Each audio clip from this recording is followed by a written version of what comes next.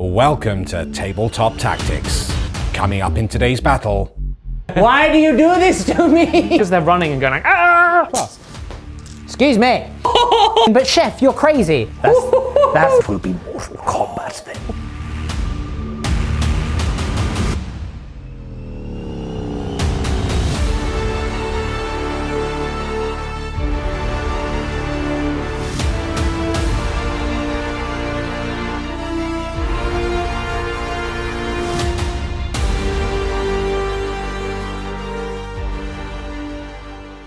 Welcome back, Freeview, you bunch of bosses, for a very exciting day today with myself, the Chef, and are we calling you the Moose or the Bard? It's still to be decided. I mean, it's you decide. I'm what do you leaning prefer? towards the Bard because the that's Bard? what you The Bard. actually are. True. But you know what else you actually are today?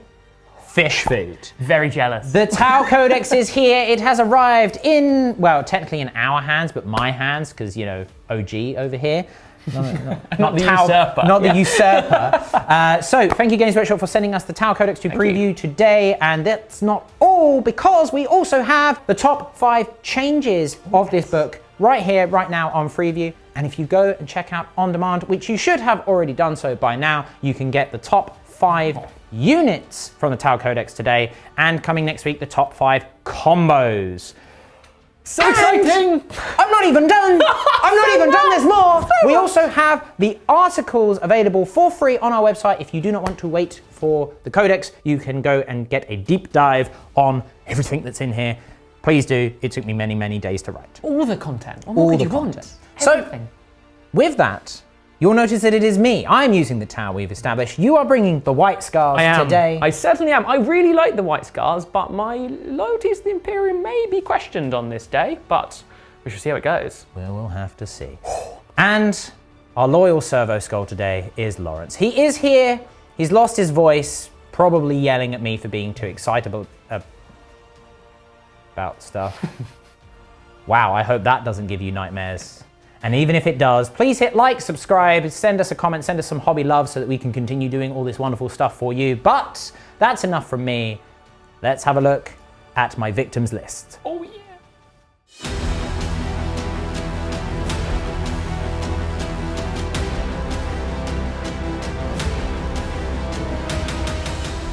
White scars time.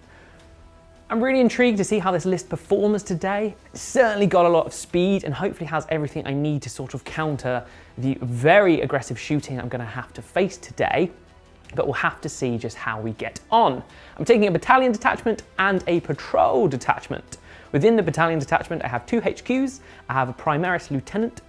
He is the Blade Guard variant, so he has his shield and his sword and his Neo-Volkite pistol, which is very, very handy. He's very useful at giving out those rerolls for the wounds. He's also not bad in combat himself. I then have my Warlord, who is a Primaris Chaplain on bike. This guy's brilliant. He has taken a little bit of a points increase, but it still makes him very good for his points. I've given him the Warlord trait Master Rider, and then tempered him by Wisdom to also give him Rights of War. This means he gives out his bubble of OBSEC and also is very maneuverable. Moving on to the troops, I have 3 squads of 5-man intercessors. These guys I've given the auto bolt rifles. As white scars, they're super useful, they're so maneuverable and can really put out quite a lot of DACA. I then, moving on to my elites, have a Blade Guard Ancient. Now I've done a little trick with this guy. I've upgraded him to be a Chapter Ancient and then given him the Steadfast Example Warlord trait. This also allows him to give off an aura of OBSEC, which when he's rolling around with 5 Blade Guard, makes them a very useful unit to take objectives from the enemy. With that OBSEC and with the maneuverability of white scars, it makes them quite frightening. Moving on to the fast attack options, because what would a white scars list be without fast attack? I have 9 Outriders. 3 squads of 3-man Outriders. These guys are great, they're super fast. With that chaplain, they're also going to be OBSEC, so they're suddenly a massive headache to deal with because they've got quite a lot of wounds across the 3 squads and they're distributed so you can't just target them all at once. Moving on then to the Patrol Detachment, I have another HQ and that is a Primaris Librarian. This guy I'm trying out some of the White Scars specific powers, so we'll see how they go today. I then have another 5-man squad of intercessors, and then to round out the list, I have a squad of invader ATVs. I've used the upgrade to give them all blue shells, because you obviously would, but they'll be running mainly with the heavy onslaught Gatling cannons. That rounds out the list to 2,000 points on the nose. I'm very intrigued to see how it goes. It's very speedy, very maneuverable, and it's got a lot of obsec. Wish me luck, and we'll see what Chef's got.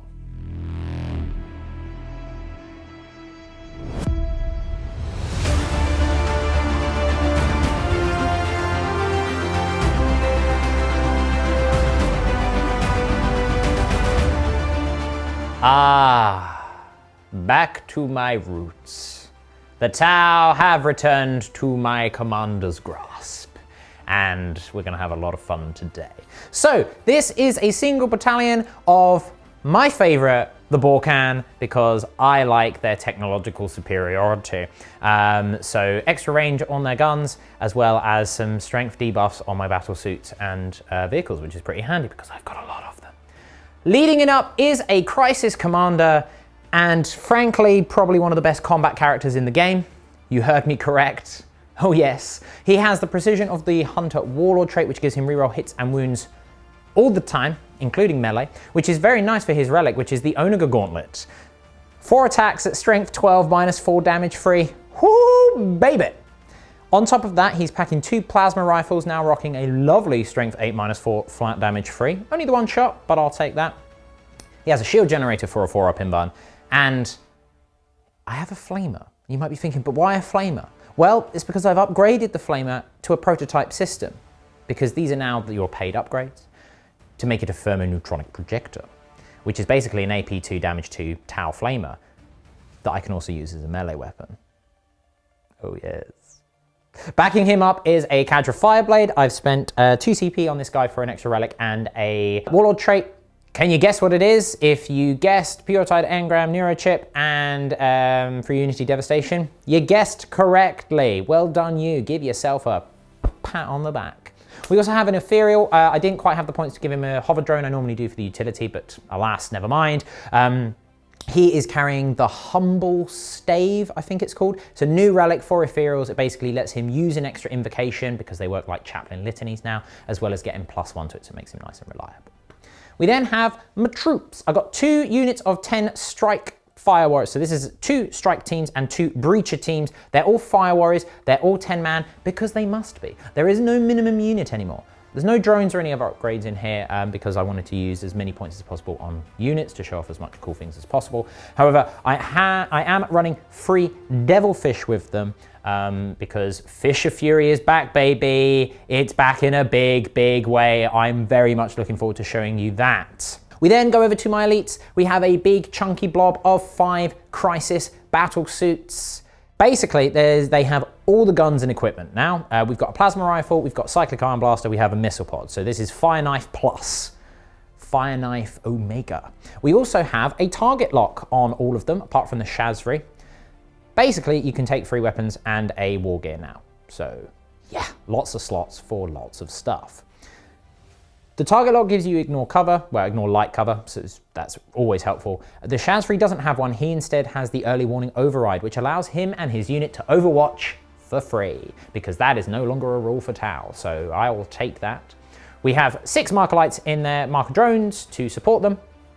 We also have 3 stealth suits. I paid points for a homing beacon. I'm not sure if I'm going to actually use it in this game, so watch out for that being used in another game. I might, I'm undecided yet. We'll see how the lay of the land is.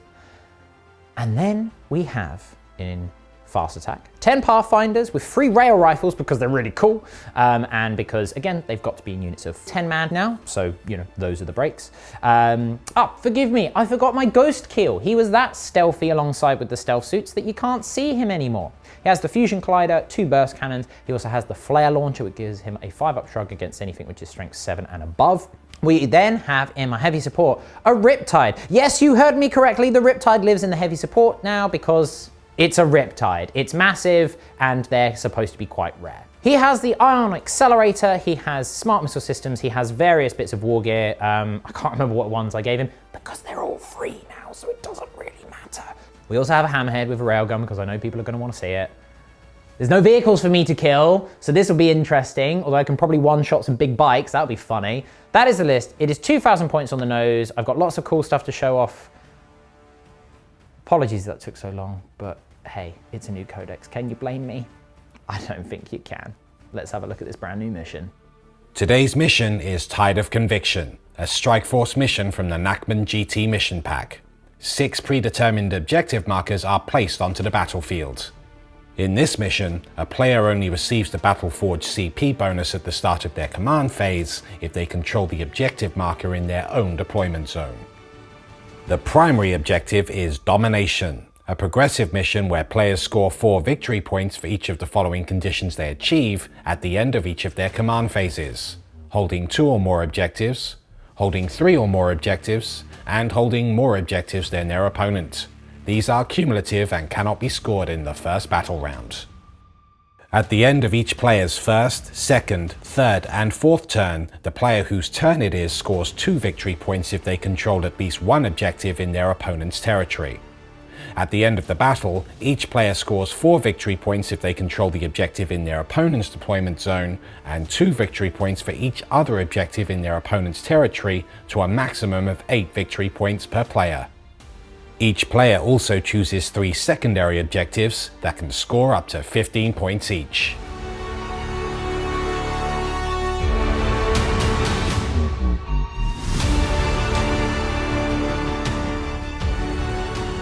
So, the battlefield layers before us. Brand new mission. You'd have seen it popped up. But yeah, I'm already really liking the setup of this particular mission.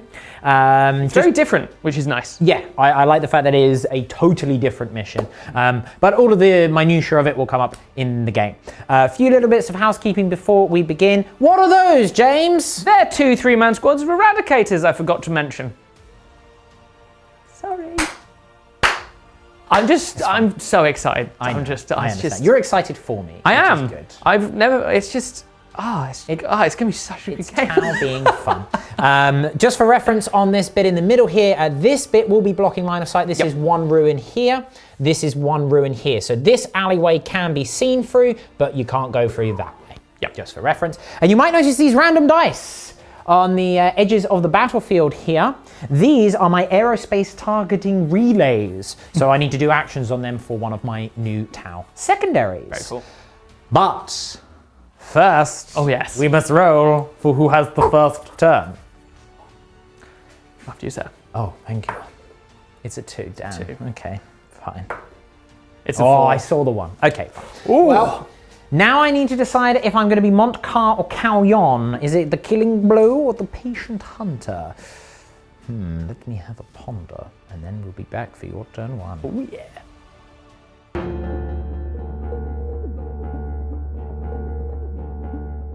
Right then, well, at the start of the first battle round, I have decided to be in Montcar. Monty so this K. will, Monty K. So this will give my entire army in battle rounds 1, 2, and 3 the ability to move and advance, and still count as remaining stationary for the purposes of shooting. Can't fall back and do so. In addition, if I shoot at the closest enemy unit within a certain range, I think it's 18, 12, and then 9, then I get +1 AP and reroll 1s to wound. Calyon would give me fall back and shoot with a -1 penalty, as well as exploding hits as the game goes on, but you're going to be charging me sooner than turn 3, so I'll just have to deal with it. I'm going to have to, I think. It's almost, I'm playing a combination of the two.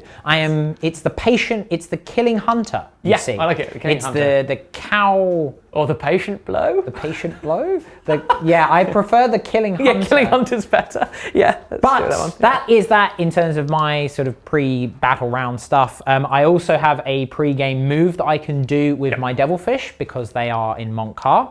This is also why I would take Montcar, because your Devilfish can do cool things depending on what you choose. So I'm going to move them, and then we'll do your command phase.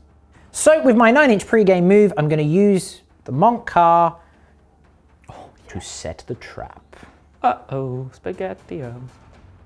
This one here is going to move forward 9 inches as well. They can only go up to 9, that's fine, but it is to ensure that my Ghost Kill cannot be charged.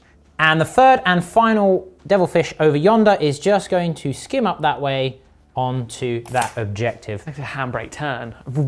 Just the skid, all the dirt kicks up from the grav engine. Oh, mate, it'd be Doors sick. come down. Oh, sorry, I'm getting excited. The Pathfinders can also do a Vanguard move of their normal move up to 7. So I'd be going into difficult terrain here, which is 5. So it's just going to pop them there just to give them a bit more defensive abilities. And now I'll let you have your turn. You're welcome. Thanks.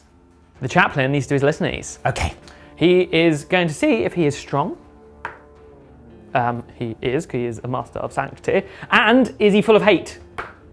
He is, indeed. He is, his mantra is strength and canticle of hate. He's a very angry man. I mean, he's got a skull for a face.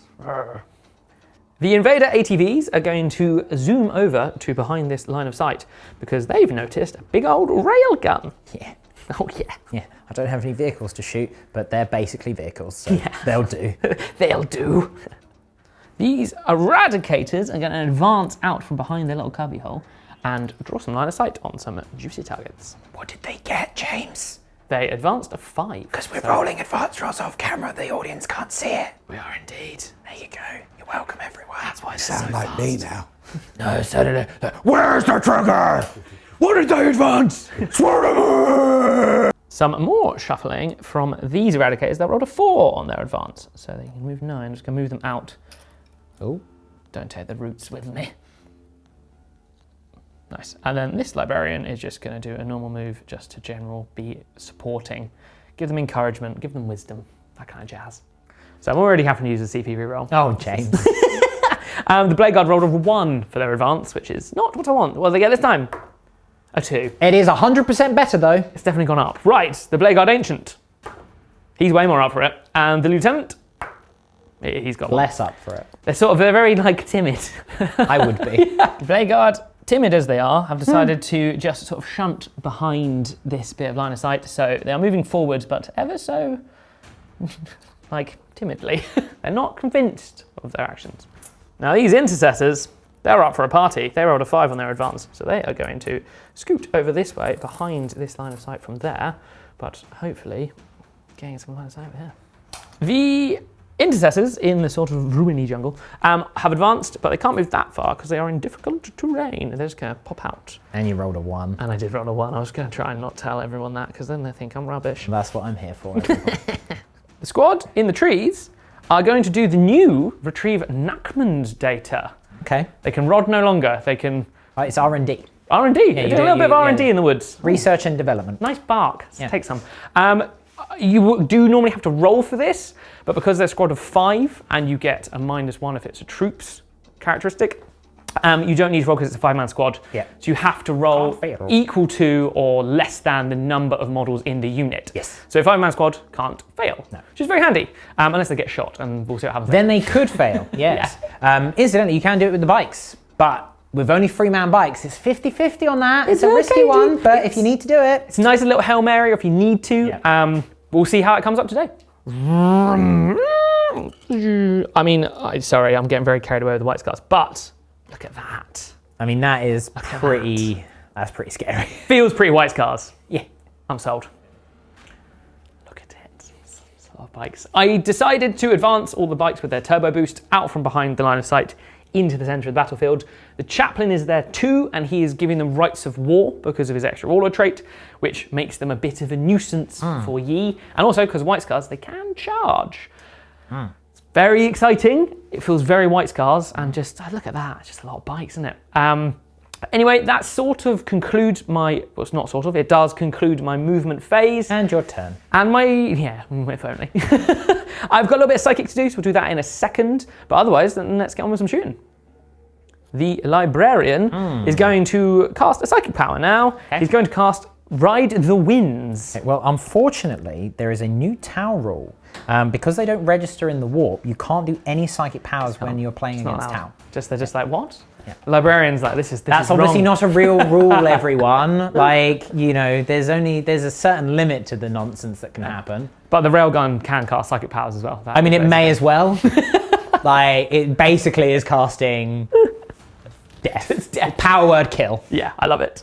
Cool, I need a 6 for this to go off on the Eradicators. See if he gets it.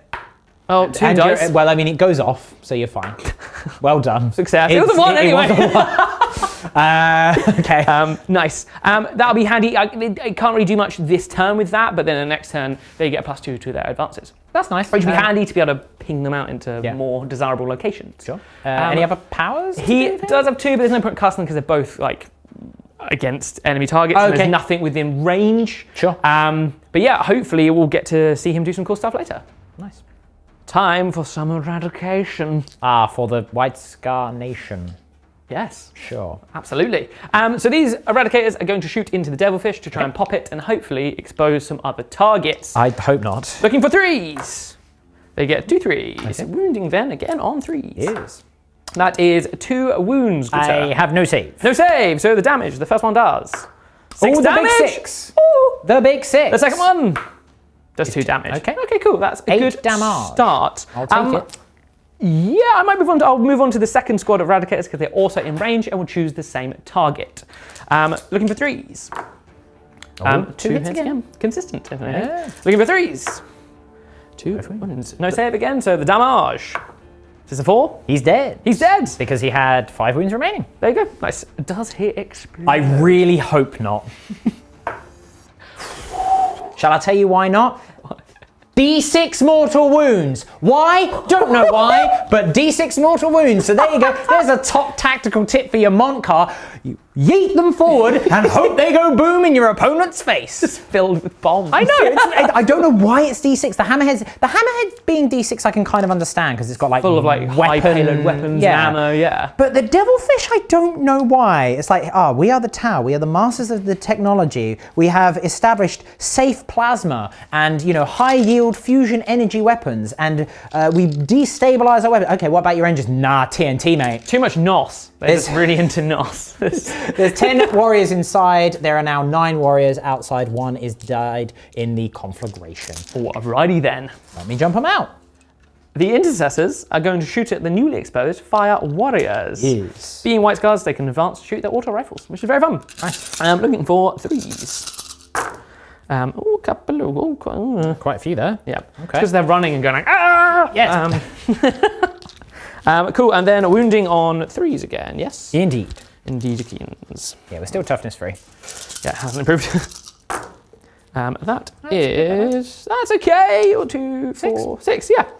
6 wounds for you, sir. 4 up saves, the purity of T'au. Okay, that's about right. 3 are cut down. Cool. It is time for some pot shots and some very cool new rules.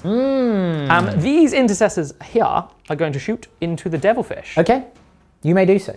Unfortunately for you, because I am Bork'an, anything that is strength 7 or below, and a ranged attack, because if it were to melee, it'd be nuts, is -1 strength. Which means that against my toughness 7, you'll be strength 3, and thus winning me on 6s. It's a little thing, but it's pretty handy. That's super cool. Also, if you're wondering, I can only get 1 guy in line of sight of the ghost kill anyway, but also... You can't see him, because as long as his stealth drones are alive, if you are not within 18 inches or he's not the closest eligible target, he's invisible. He's piloted by John Cena, you cannot see him. I love the idea of the bikes just being like, vroom, and they just see this ghost kill like shimmer, and they're like, uh-oh. Time to cut him down. Anyway, the pot shots. Still hitting on 3s. Remove those fails. But then, if I could do that again. Yeah, I mean, don't. And then wounding on 6s. Not a single wound. I mean, it saved me from making a save there, which is nice. Just don't know, get any RSI from the save rolls. It's a cheeky turn 1 charge. I mean, it's white skies. If you're not getting a turn 1 charge, are you even white skies? Even white skies. And also, it's bikes, it's what they do. Just zooming around. Cool, so the first unit here, I'm going to charge first into this devil fish. They can't really fail. Oh, for the greater good, my free Overwatch is no longer existing. So, proceed. Straight in. Cool. Yeah, I can use You can't really fail. Can't really fail, but it's interesting to know what I can do. Sure, okay. So we've got a 7 for them because you did get your canter off. Which is very handy. Right, the chaplain now will charge into the same devil fish. He gets a 6. But then with the +2, obviously. Should be enough to get him in with your moving round, the positioning. Around. The squad on the outside is going to go into the other devilfish over here. Okay. What do they need? They probably need like... Roll it and we'll find out, because I mean, it's unless it's a double... You can, but, they got the +2, but that might limit where the other unit goes. So why don't we move those in and see where we stand with the third one? Yeah, and then we'll come back to the third unit. Yeah, cool. The last bikers to charge are the squad here. They need a 5. As you'll see, I've tried to leave enough space for them to make it into the Devilfish over here. Okay. See how we go on. Yep, Yes. they love it. Okay. Right, we will move them in. It's quite a lot of dice. Yes. It's good. So with all the attacks, the squad into the front Devilfish, I'm calling this one the front Devilfish, is 19 attacks from the Alright. bikes. It's pretty spicy. Bork'an doesn't work in combat, so it will be 5s to win. That would be a bit much. Crazy. Pretty spicy. But yeah, still 5 swoons. So looking for 3s, then 5s. Well, it's good hitting there, James. That's not too bad. I'll take it. That's good hitting. That's good hitting. I could do with some more higher rolls. Right, now looking for the 5s. Don't get that again. Okay. Okay. That's okay. 3. 3 wins, is it? Less exciting. Oh, sorry. Whoop, whoop, whoop, whoop. I saved them all. The superior technology of T'au. I mean, it's superior thinking as well, not hitting a tank with a chainsaw. But Yeah, hey, right. the chaplain is abound. He's got 6 attacks. Okay. He is strength 8 with his mantras and his all He's his got the all his benediction goodness. of fury and the mantra. Benediction of fury, yes. he's So a he bad man. is hitting on 2s, wounding on 3s. 3s. Yep. All the hits. All of the hits. Now, wounding on 3s. Ooh. Dropped 3 wounds there, no 6s, no mortal wounds. Minus? But it is a -3, I want to say, and then... Well, I save at least 1. We'll double check just in case it's Yep. -2, because then I would save another. Yep. But I've definitely taken some damage. Yes. Yes, the chaplain's Benediction of Fury is -2, and Mantra Strength doesn't add AP, just strength. So he took 4 damage from the Devilfish. I mean, it's still 4 damage, which is pretty Pretty significant. spicy. The next 2 squads get a total of 26 attacks. Yes. Which is the dice in my hand. And again, 3s and then 5s, but hopefully we'll make some dents. Right, take out the misses. It's not a bad roll. That's pretty good, actually. Pretty good going. Could do it something similar on the wounds. So now 5s. Oh, that's some 6s, isn't it? Okay. That is Not shabby. It's really not that bad. All things considered. Yeah. It's actually very good, all things considered. 3, 6, 8. 8. Okay, lovely. Not too bad. Yeah, -1 damage on. Sure. The Canticle of Hate gives you increase to pile in and consolidate as well, doesn't it? I believe so, yes. You could probably get everyone in, so you make another 12 attacks. I have taken 5 damage there. I only saved 3 of them. Not too bad. So we'll just double check on the piling and consolidation, but and then I'm we'll do the movement. looking like it because of that 6-inch. Yep. I mean, you'll be getting it. it was unlikely I was going to pop them, but it was. Sure. I'm more wanting to get the bikes up and in your grill Yeah. to hopefully allow the rest of my force to do some stuff. Yeah, we'll do the movement and then we'll wrap up my turn. Yeah, it is a 6-inch pile-in as well as consolidate. So you would have gotten would have been the pile-in, and Yes. you'd get an extra 12 attacks. So we'll just do that now. Pretty handy, yeah. So 12 attacks, 3s. Not too bad. You're not allowed to kill me though. Oh. Imagine. I mean, I statistically. mean, I can imagine. Okay, Imagine no longer. Yeah, just the one. just the one. Just yeah. the one, which I said. And we're fine, But yeah. at least we've done it properly, everyone. We can dream. I get to attack you back with my 2 Devilfish. I'm going to do 3 attacks on that unit and then 3 attacks on this unit on Nice, yep. that side. On the one surrounding the chaplain, nope. And then on the other unit, nope. Oh well, at least we've done it. It was fun. That's your turn. The bikes have done what I wanted them to do, just to sort of cause a big old nuisance, and because of the chaplain, they are all obsec, so I do have that objective, which is handy. nice. So hopefully that will dictate the kind of rhythm of what you're going to do, but you have got a lot of shooting, which is real spicy now. Indeed. So I do have a morale check to do for these fire warriors down here because they have lost 4 of their number. I'm fine. Shall I tell you why? Because I'm leadership 8 now. ooh, But bonding knife is no longer a thing. Okay, So that's cool. auto passing on 6s is gone, but you are slightly just higher bumping leadership. natural leadership. Yeah. That's cool. Which is very nice. I like that. Yeah, I prefer it. I'm okay Less with that. stuff to do, admin Yeah. stuff. Cool. Yeah, let's I'm come back. now going to unleash a huge amount of firepower. Is it weird that I'm excited? A little bit.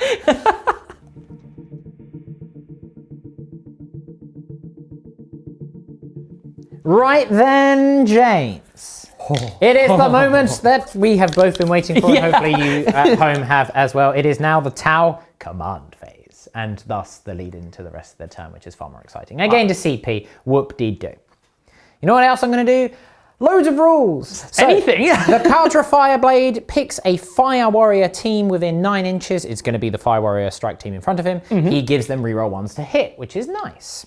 In addition, I'm going to use the, it's called Overarm, where are you? Inspired to Greatness.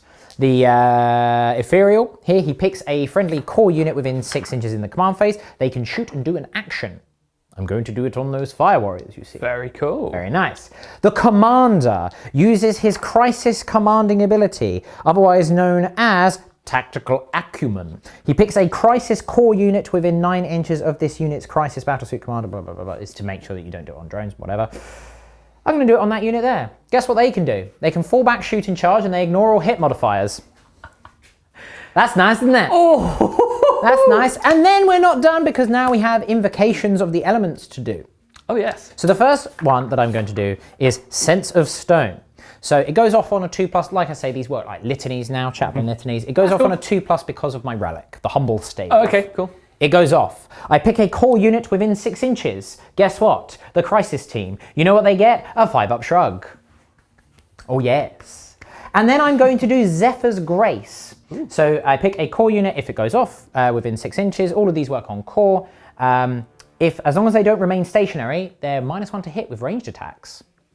Oh, well, hello. And it goes off. Guess who I'm going to do it on? The Invincible Crisis team. It's so cool. And now, the Riptide. We're going to activate my Nova charge. What's his name?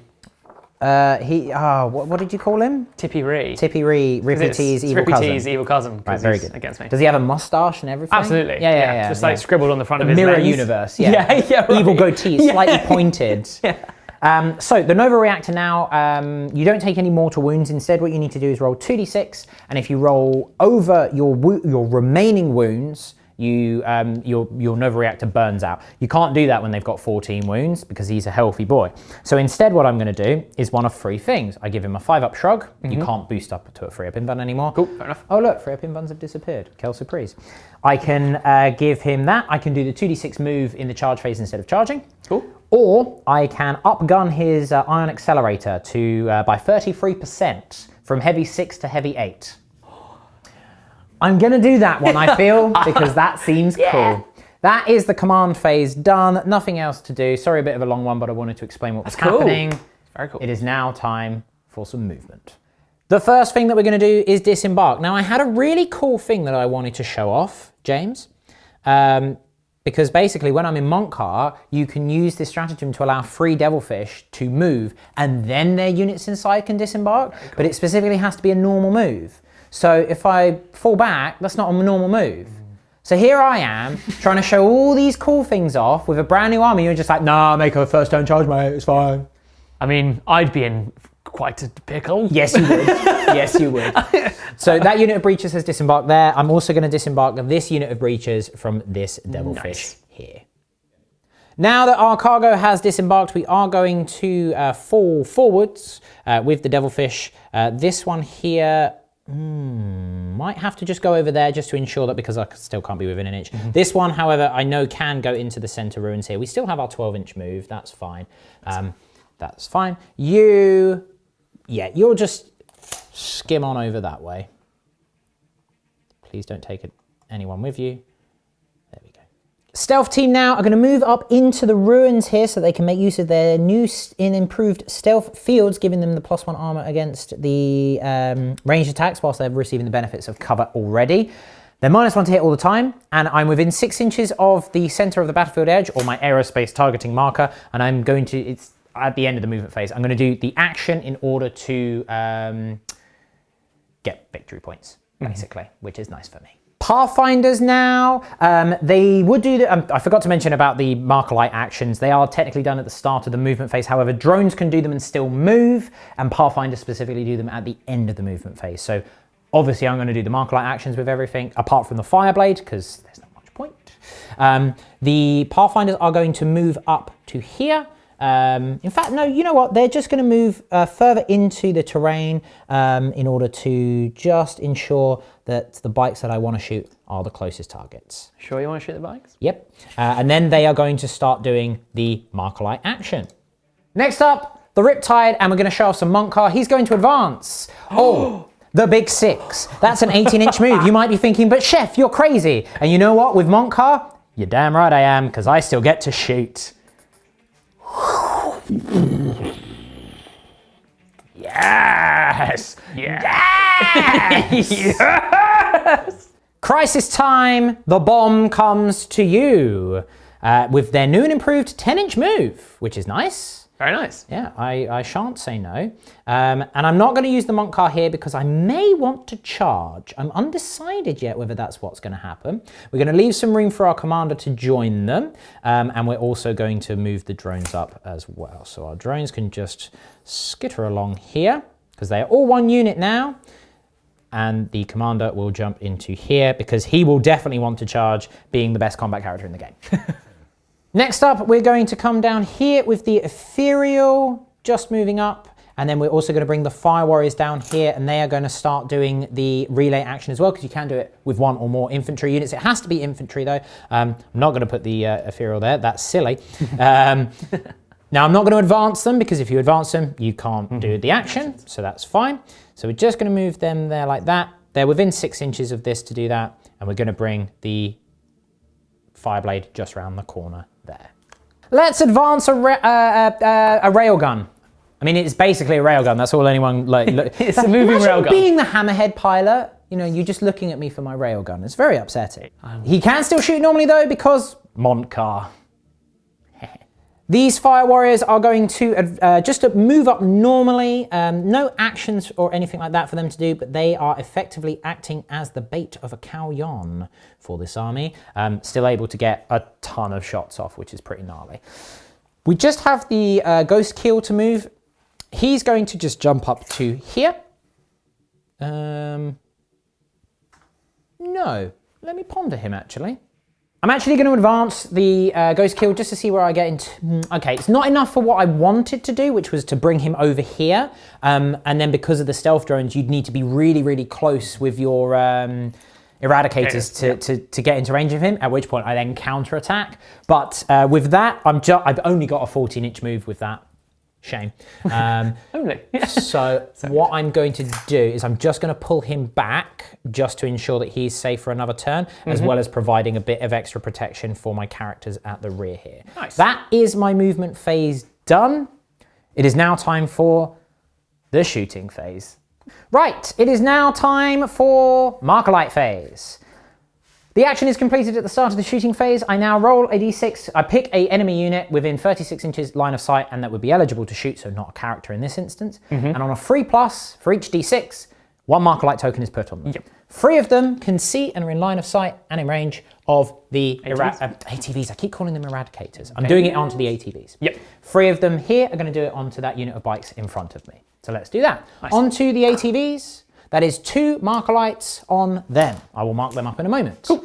The other 3 into the bikes in front. So this is the thing, doesn't matter where the Marker Light comes from or what you've done beforehand, it's on a 3. Okay, there's only the 1 Marker Light on that unit in front. Okay, less ideal. Because of that, we're then going to do the Pathfinders. And we're going to use a new stratagem, well, a redo of a new stratagem, Recon Sweep. When a Pathfinder team uses the Fire Marker Lights action, each time you roll to see if an enemy unit gains a Marker Light, you add 1 to the roll. And then they can make a normal move. So they get to do it on 2s and then move again, which is very wild. Cool. So because there's only 1 on here, I'm going to put 1 of them on there. And then that leaves me 6 left in the unit. Nice. I'm going to put 3 of them on this unit of bikers here and 3 of them on this unit of bikers here. So then I've got loads of options for any split fire, things like that. So the 1 on the unit in front goes off with that +1. Nice. That's super good. That's pretty cool. The ones in the middle, okay, 2 on them. Nice. And then the ones right next to the Riptide, 3 on them. Let me mark up the Marker Lights. Let me move that unit. And now we'll get to the pulse and potatoes. Right, we're still at the start of the shooting phase. And now I'm going to do cool stuff. Even more cool stuff. Strike and Fade. Use this stratagem at the start of the shooting phase. Select a T'au Empire jetpack unit, so my crisis team. They shoot with that. You can shoot with that unit, and then it can make a normal move of up to 6 inches. It specifically says you can't shoot again, so don't be naughty. But it doesn't say that you can't charge. So Let's do some split fire, shall we? I mean, is it even me if I'm not split firing This stuff? is the ultimate chef special. Oh, yes. So they all have identical weapons and identical war gear, apart from the ignore light cover bit, but that's irrelevant here. So what we're going to do is explain some weapons. Each one has a plasma rifle, which is now strength 8 -4 flat damage free. Each one has a cyclic ion blaster, which I will be overcharging. So it's strength 8 -2 damage 2, 3 shots each. And each one has a missile pod for another 2 shots at strength 7 -2 damage 2. It was so powerful, I think a pigeon died in the walls. Not sure. So basically, just to keep it nice and simple, I'm going to do plasma rifles into this squad here. I'm going to do the missile pods into this middle squad here. And I'm going to do the cyclic ion blasters into this squad here. Okay. Each time you shoot at a unit with a marker light, you reduce it by 1, but you get +1 to hit against that unit. So you can't do marker light on one unit and then get +1 to hit with everything. Yep. You have to do it like that. It's cool. I really like the way they've changed that. It's a much simpler system. Again, it's like with all changes to rules, it take a little bit getting used to, but it's really easy once you've used it once. Let's start with the plasma rifles. Well, that's all of the hits, I'm afraid, James. These are strength 8. Which of these 3 units did you want to do transhuman physiology on? I want to do it around the guys around the chaplain because they're also close to the objective. But Okay. given we're splitting fire pretty much across the board, we'll see what happens. So these guys, we'll see how they get on. Okay. We're just gonna wear it. So this is freeze to wound. Incidentally, these are AP5. Oh no, these won't be AP5 because they are not the closest units. So that's where the Montcar and split fire you've got to be careful with, but that's fine. It is, however, 4 wounds at damage 3 and -4. So I believe that's 2 bikers dead. Yeah. Nice. Yeah. It's, I mean, That's very nice. Should we do some missile pods on the middle unit? Let's do that. Oh, there's 4 1s in there. So good thing commanders give you reroll 1s to hit now. Doop, doop, doop, doop, doop, doop. Oh, it's a full house, I'm afraid. it's really hard to not Be hide happy? my excitement. I know, right? Well, you'll also be pleased to know that I'm not within 6 inches of my Fireblade, who would give them free Unity Devastation, Yes. because that is just a always on aura now. That's You a- don't need to remember to pick a unit. Very good. Talvar be praised. Freeze to wound here. Okay. Now, those are also not the closest units, so I would be re-rolling those ones with Montcar, but that is still incredibly healthy, overly Very healthy. healthy. You might need to see a doctor about how overly healthy you are. How many was that in the end? 8. 8. At Nice. -2. -2. So I'm gonna need some 5s. And 2 damage. Okay. The one's left with 2 wounds remaining. Right. And now the cyclic ion blaster. Okay.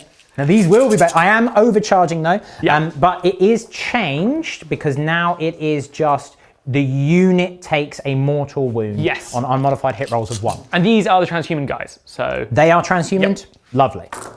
Well, we'll re-roll those ones, of which there were 4. I take no mortal wounds and I hit with all but 1. They're strength 8, but it doesn't matter because you've transhumaned. Yep. But I am re-rolling 1s here because you are the closest eligible target, of which I got 1/1 and a horrendous spread of wounds there. Pretty tasty roll that. Yeah, and because of Montcar, these are -3. That's right. So That's 6s. 8 at -3.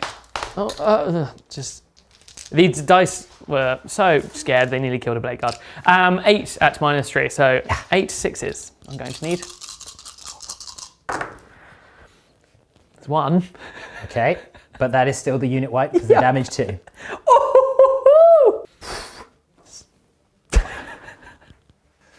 And now I get a 6-inch move. Yep. Yeah, clearing the way. That is wild. Savage. Next up, the Pathfinders, because they can shoot after having done their marker lights now, which is great. They're going to fire everything into that lone guy in the front there. And you know what I'm going to start with? Rail rifles. Why? Because they're rail rifles. Now, because I am in Montcar, even though I've moved and they're a heavy weapon, I don't care. So I'm hitting on freeze because of the marker lights. Well, I hit you 3 times. It's strength 8, and it's -4. So yeah, wounding on 3s. Yeah, it's flat 3 damage. Cool. So he's just taken 6 damage, and for each wound, it's also an additional mortal wound. So he just took 8 damage. Just took 8 damage. Next up, the commander. He's going to fire his plasma rifles into those two, because there will only be 2 left, 2 shots. So those intercessors over there, and he's going to fire his Thermoneutronic projector into your chaplain, soften him up a little bit before he goes into combat. Give a little. Let's do the plasma rifles. I hit you twice. It's strength 8, it's -4, it's damage free. That's 2 dead. Just straight up dead intercessors. That was so much awesome and death that the flock fell off and killed 2 breaches just to... You know what? I'll take it at this point. Yeah, right. The Thermoneutronic projector. It's D6 plus 2. It's 6 shots. It auto hits because it is a flamer. It's strength 4, but because of my precision of the Hunter Warlord trait, I'm re-rolling wounds. I mean, good thing too, because I failed every single one there, which to be fair, is probably fair. Yeah. It is 1 wound, it's -2, it is damage 2, because this is a prototype weapon. You got his Rosarius. Boop. He loves it. He's just covered in flame. It will be Mortal Kombat then. All right, let's do the hammerhead, everyone. I'm sure you're all chomping at the bit to see it. It's time. We're going to do a bit of split fire. The smart missile systems are going to go into the intercessors there, and then we'll do the hammerhead into an ATV. Oh, the rail. I'm going to fire the entire hammerhead into the ATVs. So we'll start with the smart missile systems. These are basically the same as they were before, but now they have a built-in -1. Which is really cool. Which is nice. Okay, I do hit you 5 times. It is freeze to wound there on those intercessors. I wound you 4 times. -1, so 4s. Okay, I kill an intercessor. That's not too bad. I'll take that. Let's do the hammerhead. it. Let's do the railgun itself. It's a hit. It does burn a marker light on them, so be it. But it hits. Strength. I mean, just for reference, everyone. I think it was 14. 14. It's 2s to wound.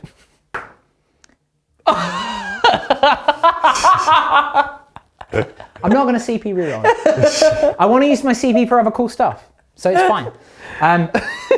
Fine. Okay.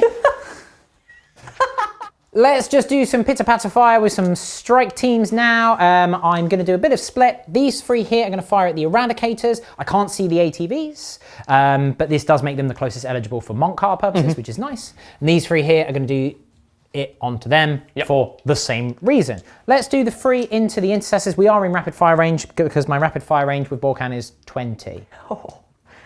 At strength 5, and this will be -2 because of monk car. Okay, well, I do hit you 3 times. Very nice. Freeze to wound. Rerolling ones because of Monkar. That's 3 wounds at -2 there, I'm afraid, James. On the intercessors. This is on the intercessors, yeah. So, need 5s. No, yeah, 5s. Yeah, 5s. Okay, nice. One of them tanks it. Onto the Eradicators. Only the 2 hits this time. 1 wound, but reroll the 1 because of Monkar. Is 1 wound at -2 on the Eradicators. No, does a cheeky wound. A cheeky wound. We've burnt our last marker light on that 2 wound biker. He's probably thinking, oh man, I should not have woken up this morning. Yeah, he's like, I didn't really want to get my motor running today. And we're going to do these breaches down here directly in front of him. They are in short range, so they are strength 6 -2 damage 1. So probably 3 because of Monkar. I'm just out of reroll 1s to hit range. Oh my gosh! With the commander. Fine, I deserve this. But I did still. Wow, okay. That is a lot of ones. That was a lot of ones there. Wow, look at that, everyone. That's ridiculous. Fine. It's all I need, really. Yeah, I mean, I am wounding on 3s. I'm rerolling the 1s because of Monkar. Okay, that is 5 wounds at -3. Like it's still like, oh, okay. He should be dead. 6s. And behold. Oh, that was a good roll. That wasn't a bad roll if they were AP2. So that is the bikers cleared. Lovely. All right, next up, this unit of breaches into the chaplain. I don't want to because I want to go and fight him with T'au because the ability to say that's really cool. But it also gives me a chance to show off some cool strats and abilities. The fact that you're even thinking about fighting a chaplain with a commander is just cool. It's just cool. You like that? Tastes like iron on the tongue. Again, you should probably go see a doctor. Yeah, definitely, if that's happening. So what I'm doing is using Breach and Clear. This is a battle tactics stratagem, which we'll get to in a moment. It allows me to reroll wound rolls, which is great, but also ignore cover, which is also pretty tasty. Now, the cover element doesn't matter here, but it's just ignore cover. So ignoring dense and light, very nice with T'au, right? So we're firing everything into him. However, there's a few things beforehand. Yes, his Warlord trait was Master Rider. So when an attack is allocated against him, it is -1 to hit, which in this instance might come in a little bit handy. Well, now I'm hitting on 5s. Yeah. Because there's no marker lights here. Yes, that's true. But because Breaching Clear is a battle tactic stratagem, my Puretide engram neurochip, which is implanted into the brain of my Cadre Fireblade, only works on battle tactic stratagems or epic deeds, but refunds it on a 3+, which is very tasty. And I mean, it would have refunded it in the old version anyway. Yeah. But, I mean, it's cool that it works on a 3+. Excuse me. Incidentally, it was a 5, but we won't count that. Here we go. I am rerolling 1s to hit because of the commander next to them, but that has made a bit of a difference really, there. hasn't it? Yeah, pretty significant difference there. Only 6 hits. He will live to get punched in the face, yeah. Oh, it's perfect. Okay. I don't need to use my cool stratagem that I use to reroll because it's 6 wounds at -3. So your Rosaria save. My Rosaria saves. These are damage 2 though. No, they're damage 1. Oh, just damage 1. If they were damage 2, they would be bonkers.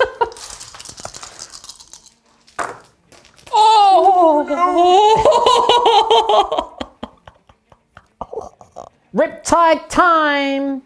So, basically he's got the early warning override, which only works in Overwatch. He's got velocity tracker, which has no impact on this game here, and he has target lock to ignore light cover. Handy, right? Incidentally, none of these matter with my targets, so it's fine. The missiles are going to go into those 3-man intercessor squads over there by the objective, and then the ion accelerator can't see any of those heavier firepower things over there, so that might give you a bit of a reprieve, but it's not for those intercessors on that objective. So we're going to do the smart missile systems first. They're going to go into the intercessors, as I say. They are the closest eligible, and therefore Montcar will kick in on them. So we're only hitting on 4s. Well, that is 2 hits. Good start. It is 2 wounds at strength 5 and is -2 because of the Montcar. Yes, 5s. Damage 1, so kills another. Very well. Okay. And now the ion accelerator. It's heavy 6, but if you remember rightly, I increased its efficiency by 33.33%, recurring of course, to make it heavy 8. And I'm also overcharging because of course I am. And that's because it makes it strength 8. And 4 damage. But I do take mortal wounds on 1s. You'll be pleased to know that I only take 1 mortal wound on myself. I'm but most pleased. I do hit you 4 times. 4 times. It's 2 to wound. I believe you'll find it's... Oh, you will get a save! Because it's -3 here. Oh, 1 will live. Woo! -3. Come on. I need to make up for the luck on the chaplain. Yes. No, one is there was 3 wounds, sorry. 3 wounds. Come on, 1 more. 1 more 6, that'd be nice. No. Oh. 2 are obliterated. Just gone. Okay, it would be the ghost kill next, but I'm going to abstain from shooting because I'm just out of range of those intercessors there, which was the key thing to do. Yes, I should shoot at the chaplain, but if I kill him, I don't get to punch him, and I really want to, okay? So let me do fun things, please. Thank you. Right. Speaking of, let's go and punch him with the commander. Charge phase. I mean, he's hungry for hands. Oh, yeah. In he goes. We're also going to bring in the crisis team to provide protection for my commander. They are able to charge because they've not advanced this turn. They've made 2 moves, which is cool, but they are able to charge. Oof. So let me move them in. And just have a moment of silence and respect for Combat T'au. It's a beautiful thing. So here's where it gets a little bit cray-cray. Oh, yeah. I have the Onager gauntlet, which is a melee weapon with strength 12 -4 damage free. It's not 1 attack only. It's not replace 1 attack. Those are my attacks now. Yeah. So I'm going to start with them. Now I am only weapon skill 3, I'm afraid, but it's a good thing that my Warlord trait Precision of the Hunter works in combat as well, giving me reroll hits and wounds. That's 4 hits, James. I presumed you were transhumaning. I am indeed transhumaning. I understand. It needs to happen, because what is the strength of this weapon? It's 12. It's 12. Well, it's a good thing I'm rerolling all those wounds. That's 2 wounds at -4, damage free. Now, Mr. Chaplain, we had a moment earlier where you didn't make any of those Rosaria saves. Now, please, just come on now. Okay. Good I'm chap. not done. Good chap. I'm not done. Because now I switch a nozzle on my Thermoneutronic projector. It goes from to a cutting beam. So I make an additional d6 plus 2 melee attack. Oh no. I make an additional 4. Okay. Now I do have to hit with these. Good thing I'm re-rolling. Okay. Does your -1 to hit work in combat, or is it ranged only? It does indeed. Okay. And come up. Get out of there. So that hit, I would need to re-roll. Okay, so it was a hit, fine. As long as we're doing it properly. 5s to wound, because it is strength 4, but we're re-rolling. Okay, it's only the 1 wound, but it is -2 and it is damage 2. Come on now. That chat. This is where all your saves have been. Okay, it will have to be the crisis team. You're going to interrupt? Oh, absolutely. I regret absolutely nothing. I mean, that was it.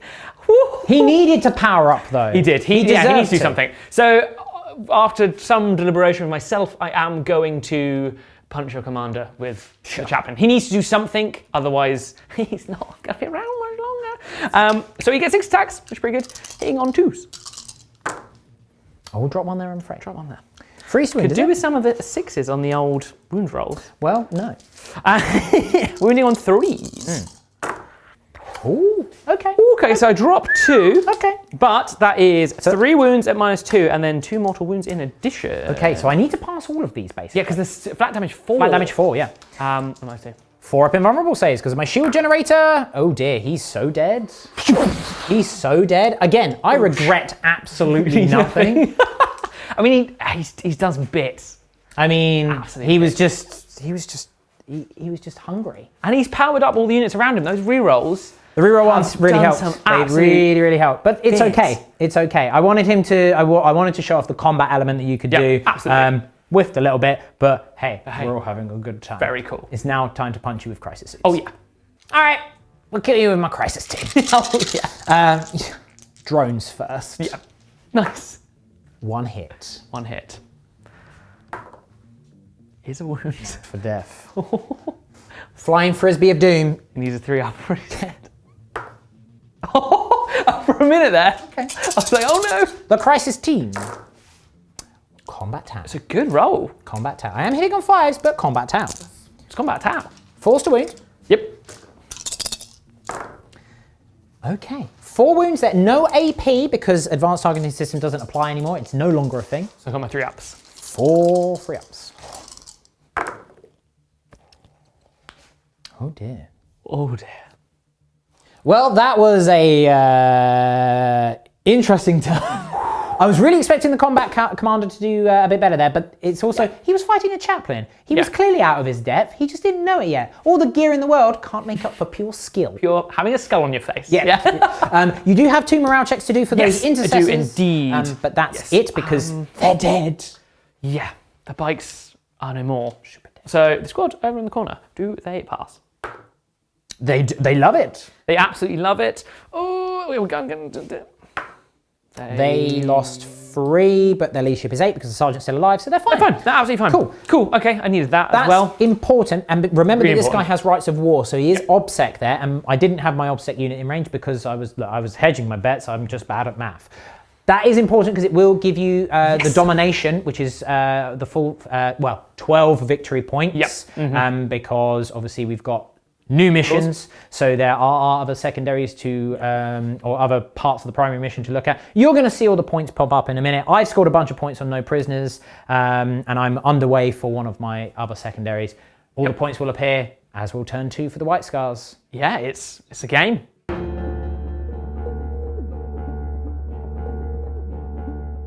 These intercessors have rolled a 5 on their advance, so they are going to move over to here with their old 11-inch move. Speed boys. Just sprinting along. I am then, I've rolled all my advances. You might be able to see them.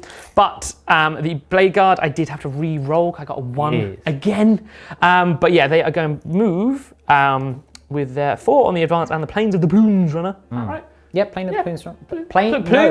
The Plane of the Plumes Runner.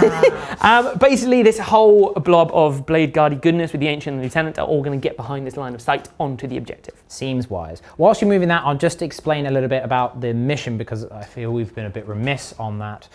So forgive us, everyone. We're very excited here, as you can tell. Lots of exciting things So happening. because of the primary mission and the changes now, James is holding 3, which gives him, and more than me, and it is a domination style mission, so he does get 12 on the primary points because they are at 12 now for the objectives.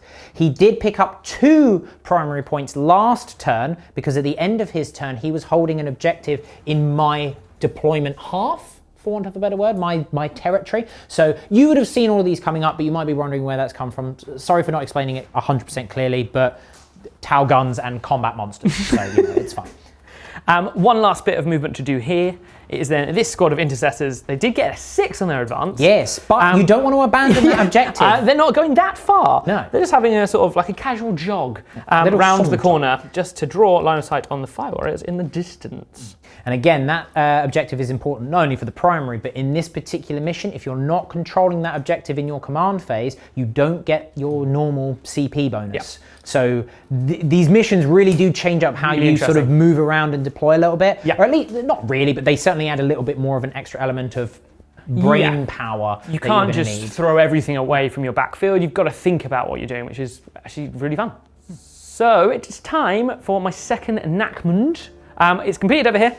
It's cool, but I'm going to use it on this unit of intercessors on this side. Now they've had better days. There's only 2 of them left. They've seen a lot happen. They saw the Vikes. They saw that and just went, So they need a 3 for this to go off. yes. See how we go. Success. It doesn't go off. Oh no, it doesn't. It's the other way Yeah. around. So the new enactment data you have to roll equal to or under the number of models in the unit. Because they're troops, they do -1, hence why you needed a 3. Yep. But that is over the number, which means your enactment data will fail. Nope. No retrieving of it. Nope. Bad times indeed. Good point made. Technically, that should have happened at the end of the turn, but we figured we want to get out of the way so we know what we're doing. They're still performing the action, so they won't be able to take part in other things, but we just know it didn't go off. Yeah. So onwards, the Eradicators over here are just going to do a normal move past these barricades so they can draw a line of sight on the infamous Hammerhead. Please no. Going to advance the buggies over to this spot over here, but first I'm going to use a stratagem, which is Hunter's Fusillades. For 1 CP, it has the heavy weapons, or rapid fire weapons, the unit is armed with, act as assault. Okay. So I can advance and shoot them, and because of white scars, that then will be at no penalty, which is very, very good, and then also they get the extra AP from tactical. So it's a fun time for everyone involved. Well, make sure you go round your models. You can't drive through your friends. The Eradicators here had a psychic power cast on them last term, which allows them to add 2 to their advance rolls, which was Ride the Winds. It's hard not to say Ride the Wind bullseye every time I think of that, but you know. So that means they'll get to move an astonishing 12 inches because of the advance roll, which is very handy because it gets them into the danger zone. 2 more movement things to do. I've advanced with these intercessors. They've got a 1, so not amazing. So they can only just move 5, so they just sort of get out. Trying to get out of the trees. They're like, oh no, it's brambles, like stinging nettles. Quick, stamp on them, brother, stamp on them. Has anyone got a dock leaf? And then the librarian, he got a 2, so he's just going to move 7 up here. But I kind of want to keep him behind this rock for many reasons. One last thing to do, and that is to sort of reverse. Flee before me! With the bike chaplain. He did get both of his litanies off, so he's mantering about strength and he is canticling about hate. I'm just going to wiggle him back a little bit so he can fall back and charge. I feel like I should use a CP to try and cut you down. No. No. I'm going to do it. Oh, you're going to do it? Revenge! Oh. Revenge, Cadre! So 4 of them are in engagement range. Nice. So for each 6, you take a mortal wound. Oh, okay. Yeah, again, it's one of these classic core rulebook stratagems that no one looks at because it's CP reroll, interrupt. He's dead. I don't even punch him. I've waited for the opportune moment and he turns out that. Single plasma rifle. I love in that. the back. Oh, I love the idea. Maybe he's like reversing and he's like, what's that noise? Boop, boop, boop, boop, boop. There's a little like gun on the back, or a little like bomb on the back. Gone. That's twice I've used that stratagem and both times it has killed a very key target. It's a good strat. Remember that it exists, everyone, because it's cool. It's librarian time. Okay. I'm going to use a psychic power. I'm not sure we've seen in a very long time. Probably Not not. at all. So this is specifically for White Scars from the Storm Speaking discipline. Yeah. It's called a Lightning Caller, and essentially you call down lightning from the sky, and on a 7 it goes off, and then we'll do some fun stuff. Oh, It's gone off. So essentially, now I roll D3 mortal wounds on your stealth suits. okay, because they are the closest. They are the closest. So one is target. slain. Yeah, one is slain. One is slain. Now the unit is not destroyed, so that means now Shame. on a 4+, I can do an additional mortal wound. Oh no. Oh no. It's additional mortal wound, and now because the unit is still not destroyed, Yeah, it is. on a 5+. Okay, this is quite shocking. Oh no, nothing happens. It would have been a 5+ and then a 6+. But And then a 6+. But that was pretty cool, and we very rarely get to see that. So nice, done some bits. And then he's going to do a regular old smite into the same stealth. Not a regular old smite. That doesn't seem as interesting as calling down the storm. D3. D3. Could Cool, kill them. sorry. The Shazri is left alive with 1 wound. He's still there, doing the action. He's setting up this beacon. Yes. His brothers have just gone in front of this lightning. He's like, Yeah. do it Shazri for the T'au Empire. He's just like, oh, my brothers, no, please don't. Oh, now they're smouldering and it smitten. smells of burning metal and T'au flesh. Boop. Boop. And then that's what I imagine is going to happen. Yeah. To kick off the shooting phase, these intercessors here are going to let rip with their auto bolt guns and shoot at the fire warriors on the objective. Okay. Looking for 3s and 3s. A couple of 1s and 2s in there, I'm afraid, James. So it's a long way. They're taking It's sniper shots with assault non-sniper weapons. Yeah. 3s again. Oh, that's pretty good though. That's pretty tasty. 7? It's going to be a -1 1. this time because of the tactical doctrine. 5 ups. The unit is wiped. Pow, pow, pow, pow, pow, pow, pow. Nice. Nice, I'll take that. The 2 intercessors that have gone for a swift jog up the board are going to shoot at the stealth suit in the ruin. Now, he is a -1 to hit, isn't he? Yes, he's stealthy boy. Because he's all stealthy. So yeah, and he's a bit tougher. He's toughness 4. Yes. So 4s and 4s. Okay, made a little bit of a difference. That didn't it. And then 4s again. Oh, unfortunately, it's 5s to him because it's a Battlesuit and I'm Bork'an. Oh, yes, indeed. I remembered. Spicy. So 2 wounds. Made 0 -1. difference there, but again, I want to remember my rules. So it's -1, but because of my stealth fields, I do get an additional +1 to armor save whilst getting cover. So I have a 2-up cool. save. Nice. Well, I have a 3-up save, light cover, and then +1, 1-up save, -1, still 2 ups. Good thing too. He loves it. It's time for eradication. No. Because the hammerhead caused so much withering damage in the previous turn. Painful. Because it's just so, it's Broken. terrifying. So broken and terrifying. I'm going to shoot it now with my eradicators. They are in the total obliteration range, so they get double the number of shots, which is very cool. So 6 shots, hitting on 3s, wounding on 3s. Oh, drop 1 there, I'm afraid. Not bad. You could roll 5 ones. Worse than that, yeah. Okay, that is 46 damage. 46 damage, yes. So the first one. Right. Okay. Okay. He's dead. He's dead. Does he explode? I really hope not. Oh, no. Okay, right. Well, that's a 6-inch explosion of D6 mortal wounds. Oof. Yeah. Okay. The strike team. Fine. Okay. The Cadre Fireblade is dead because he only has 4 wounds now. The Ethereal is dead. And the Ghost Kill loses both drones and takes 3 mortal wounds.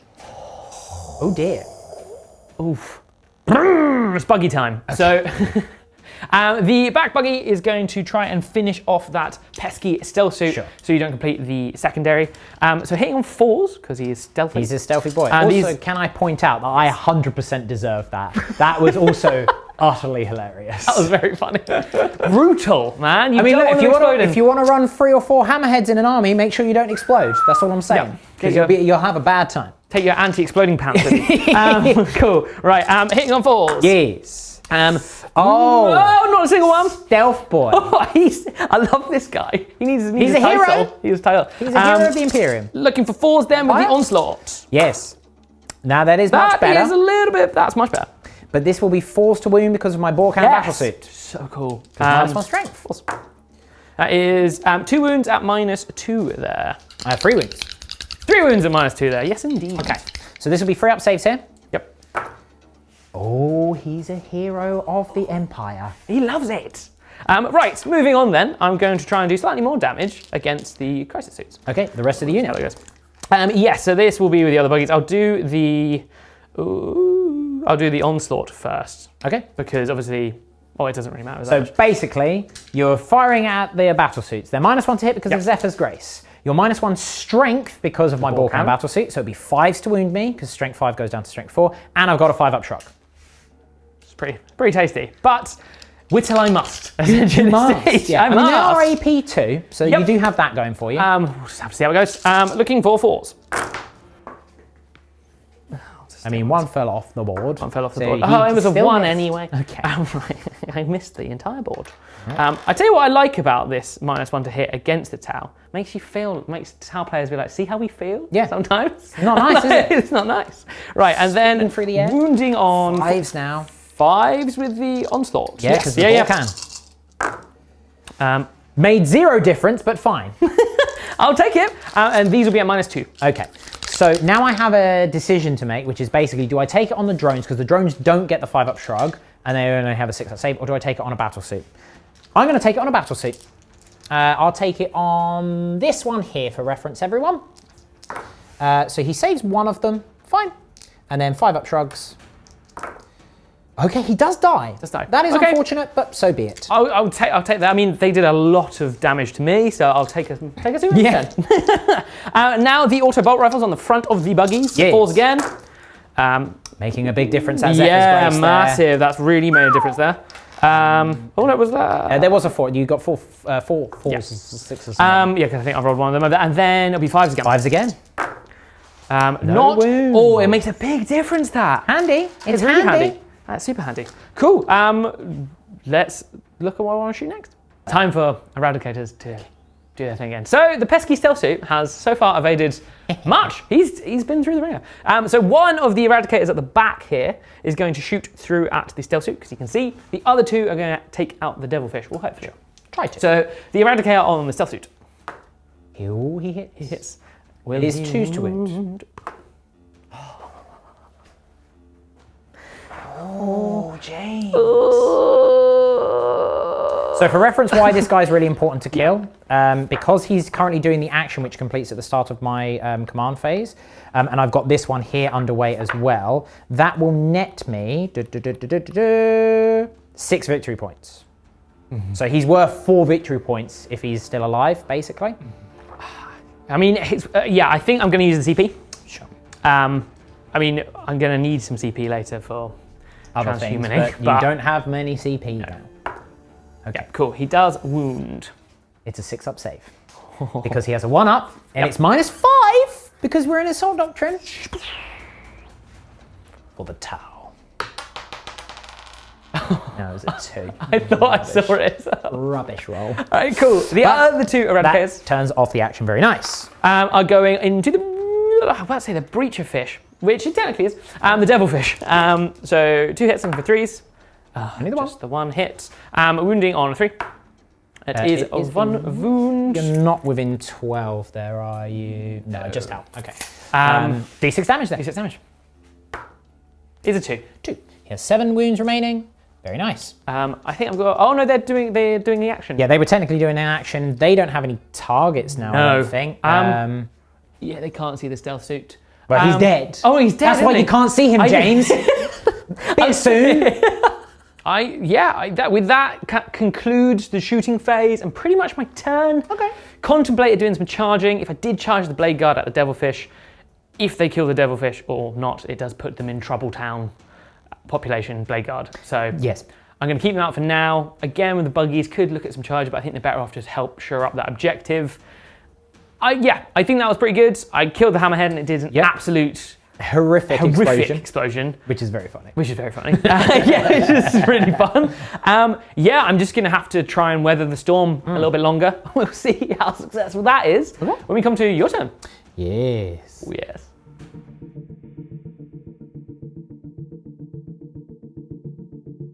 A thing of note. Yes. I was thinking, oh, sweet, I've got engaged. But actually, the way the rules are changed, no, they are under 3 models. 3 models or a vehicle or a monster you have to be now for engage. Yeah. And they failed the Nachmund as well. Yeah, which is interesting. That completely changes what we're used to. And I think actually it makes you sort of have to think about your list a little bit more now. A little bit. Which is interesting. So we'll see how that plays out in future games. However, in the command phase, I completed this action down here. So I've got 2 victory points for an aerospace relay. And I'm going to do the Nova charge on my Riptide again. Again, I can't fail on 2d6 for the big 8 shots, which will be very nice for me. Nothing else to do in the command phase because all my characters are dead. Due to my own stupidity and due to a high payload of... That's why I should have re-rolled the 1. It got stuck in the barrel. Yeah. It somehow got stuck in the barrel of the thing, which is barrelless, but whatever. So in my movement phase, I'm going to start the action with the drones here. So they're getting their marker lights geared up. And we're obviously going to do the marker light action at the end with the Pathfinders down there. But we'll be back with some actual movement in just a moment. 1 CP on dynamic offensive with the crisis team there. They auto advance 6. Oof. And because I'm in Montcar, I mean, it also allows you to ignore the penalty for shooting with the things anyway. Oh, really? Nice. That's very cool. Okay. But because I'm in Montcar, I already have that, but it's really useful for later turns. I did check. It specifically says that you are still able to move whilst drones and vehicles can still move whilst doing the marker light action. It doesn't say that you can do a normal move because obviously I'm advancing, so the action is still going to be able to be done, which is very nice. Ooh, very cool. So off we pop over here. Oh no. You stay on your shoulder, please. Next up, Devilfish here. He's still... Oh, is he? Because their wounds have changed. They've gotten 13 wounds now. Does that make a difference? 7 wounds remaining. Yeah, it's fine. I'm still on my top bracket. Nice. I'm going to go round here to help blockade a little bit. In fact, I'm just going to go that way so that I can fit a bit more easier. Nice. Lovely. We got a 1 on my advance with this Devilfish here, but that's okay. We will pop ourselves there. We're still holding that objective very well. That then frees up space for these Pathfinders to begin their long trek towards that side objective. But I also want to make sure that I'm still going to be able to shoot marker lights and rail rifles at them. So I will do some proper measuring and checks in a moment. But for all intents and purposes, they're going to be sauntering around here. Next up, the Ghost Keel is just going to come. Ooh, maybe he'll just go find me. No, he'll come around there. He's going to help blockade that area there. Nice. Oh, I love that. Just like, come at me. We got a 2 on the advance for this unit of strike teams here. It is enough for me to basically get on the ramparts. That's cool. That's my plan, and my plan looks cool. It looks very cool. Got a 5 with this unit of breachers here, just advancing up to help ensure that we can hold objectives and shoot through the legs of their Ghost Keel support. This is how the T'au work. Support, unison, and superior firepower. Yep. Oh, yeah. And we got a 2 for this unit here. They're just going to advance up round here to help add some firepower into the intercessors over there. Nice. That is almost my movement phase. It's just the Riptide to go. And the Riptide is going to just... so he can draw line of sight down this alleyway of doom and also charge the intercessors if I really have to, but I shouldn't have to. It didn't work for me well last time charging stuff, so let's try not to. That is my movement phase done. Let's do some shooting. Marker lights, first of all, we're going to do the Pathfinders here. They are all in line of sight and range now that I've done it. All 7 of the marker lights can see, and that's the only target they can see is the ATVs. Oh look, you have 5 marker lights on you for what it's worth. Very well. All right then. We're then going to do the marker drones over here. We're going to put 1 marker drone into the intercessors in front of them. We're then going to put 1 marker drone into the intercessors here. I can just see them. We're going to put 3 marker drones into the blade guard and 1 marker drone into this unit of eradicators here, based on where I am in line of sight and all that sort of stuff. The eradicators, that is a marker light. The blade guards, that is 3 marker lights. The intercessors on the objective by you, no marker lights, fine. The intercessors in front of me, no marker light. That's okay, it's all right. We've got it on some key targets if we need to. It is now time for some actual shooting.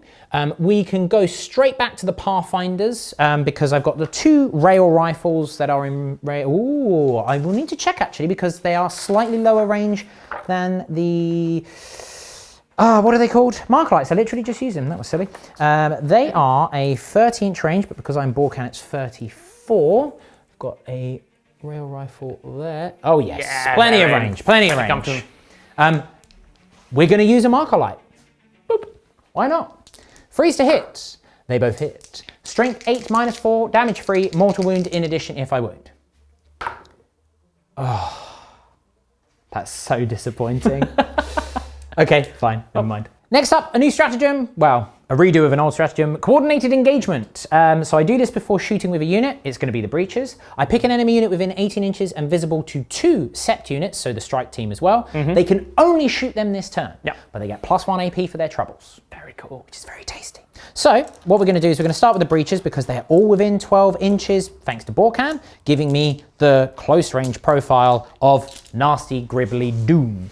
Unfortunately for you, I am within 12 inches, which is turn 2 of Montcar. So these will be an extra AP. So I just want to point out, these are now AP 4. Oh, and I'm using a marker light because I have to. So 20 shots, if I've added that up correctly in my hand, that's 11 plus, yeah. Hitting on freeze. Made a difference though on the marker light. Whew. Do you like that tang over there, Lawrence? I do. That tang. I only dropped 3. Freeze to wound. Rerolling 1s because you are the closest target for Montcar. There's a lot of 2s. A lot of 2s in there. 8 2s. Wowzers. But that is 1, 2, 3, 4, 5, 6, 7, 9 wounds at -4. No save no then. alive ATV for you. Just, he's gone. 1 is dead. Just straight up blistering firepower. We're then going to go straight onto the strike team. Nice. They will be 18 shots because 1 did die in a fiery conflagration of Hammerhead Doom. Indeed. Again, I deserved it and I'm okay with it.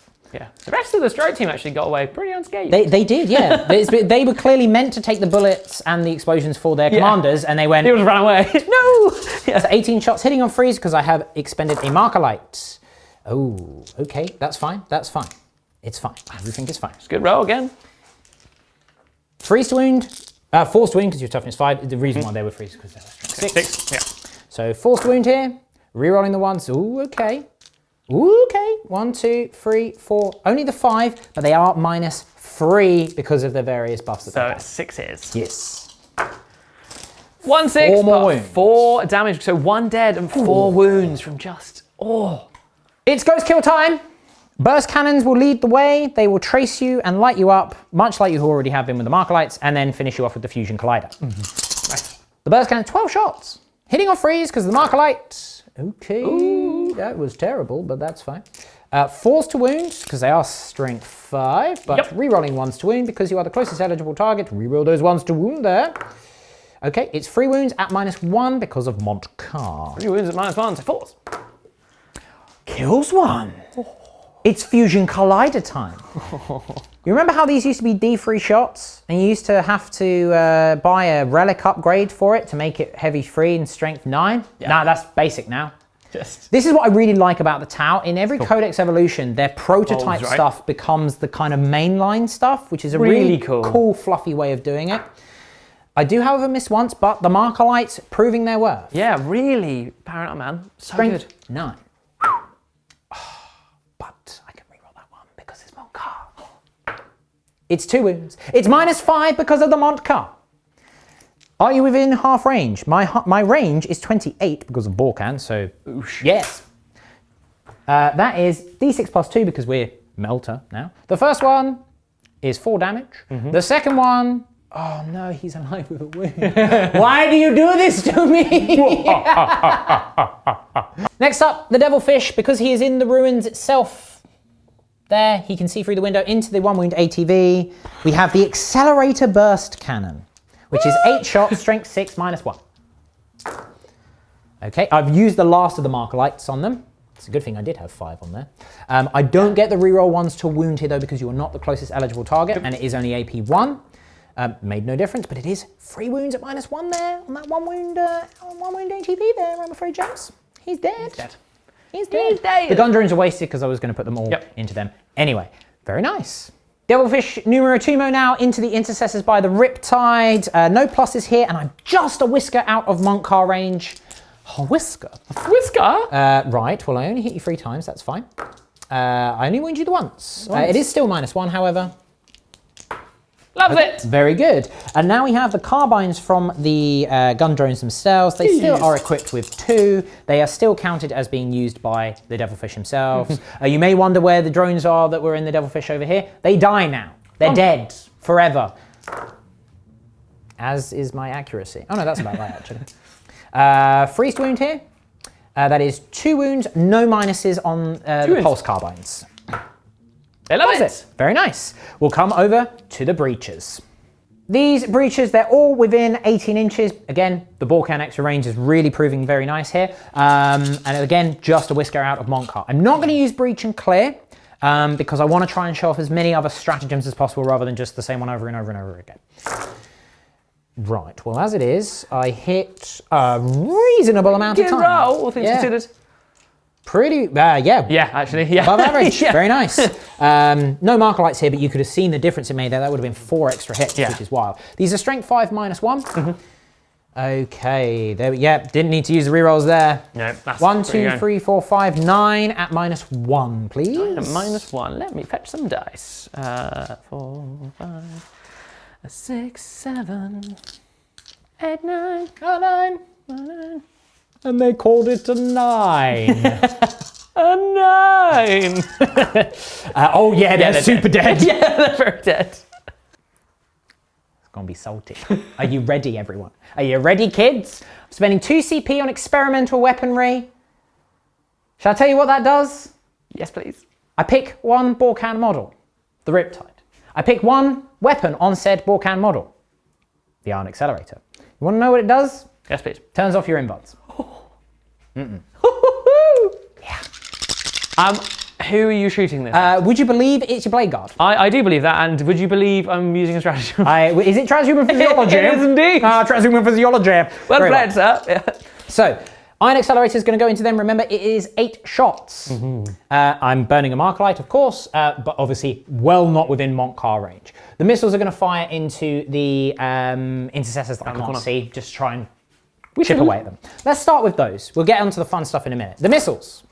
Good thing we started with the missiles. That would have been very disappointing, everyone. Very embarrassing. It is 2 wounds at -1. Balls.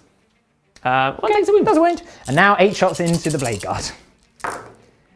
Okay, it's 3 hits. And I do take 3 mortal wounds for my troubles. It's fine.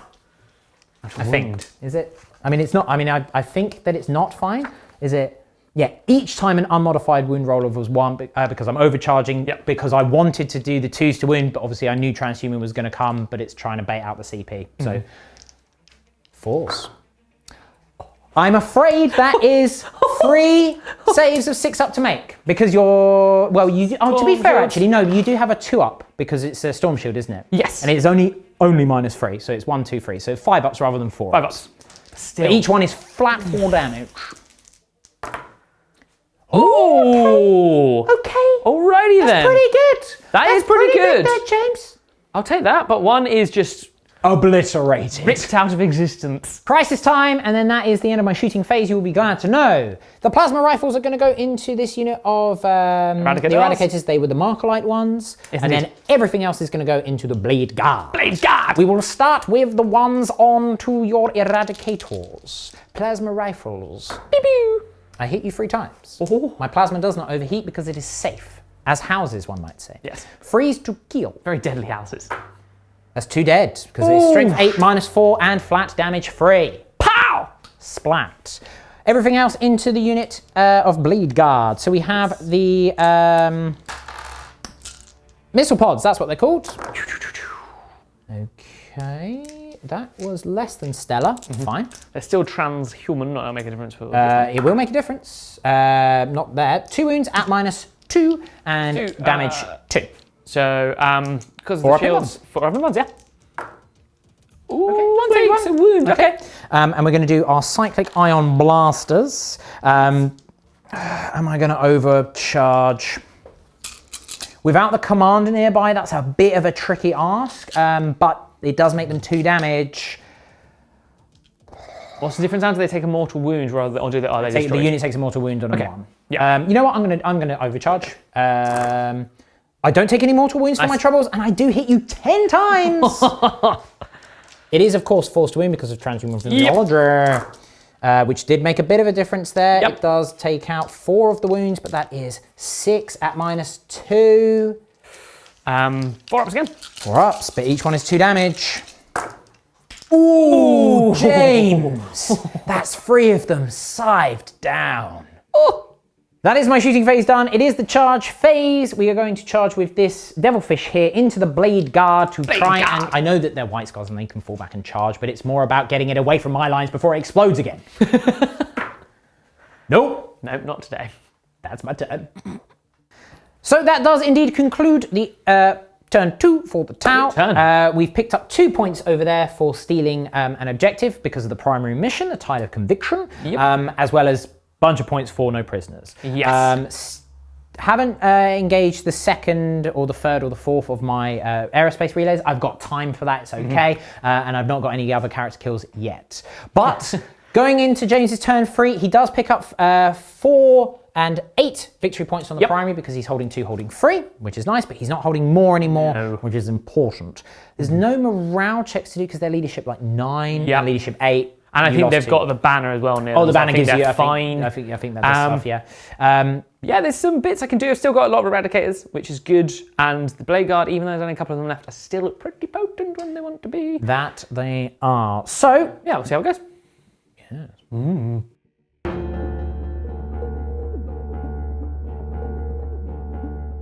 The 2 intercessors are going to just have a quick saunter over to some hiding places, but also go try and Nackmund.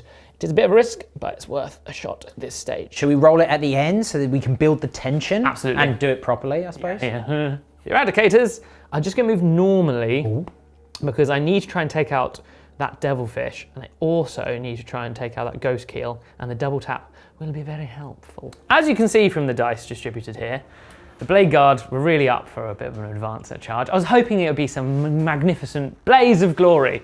It's sort of a casual saunter and maybe a run at 3 turns in a row. Cool, because of the plume of the Plains Runner that's on the Lieutenant, they do get a little bit extra, so they've got quite a bit of movement. I mean, it's still...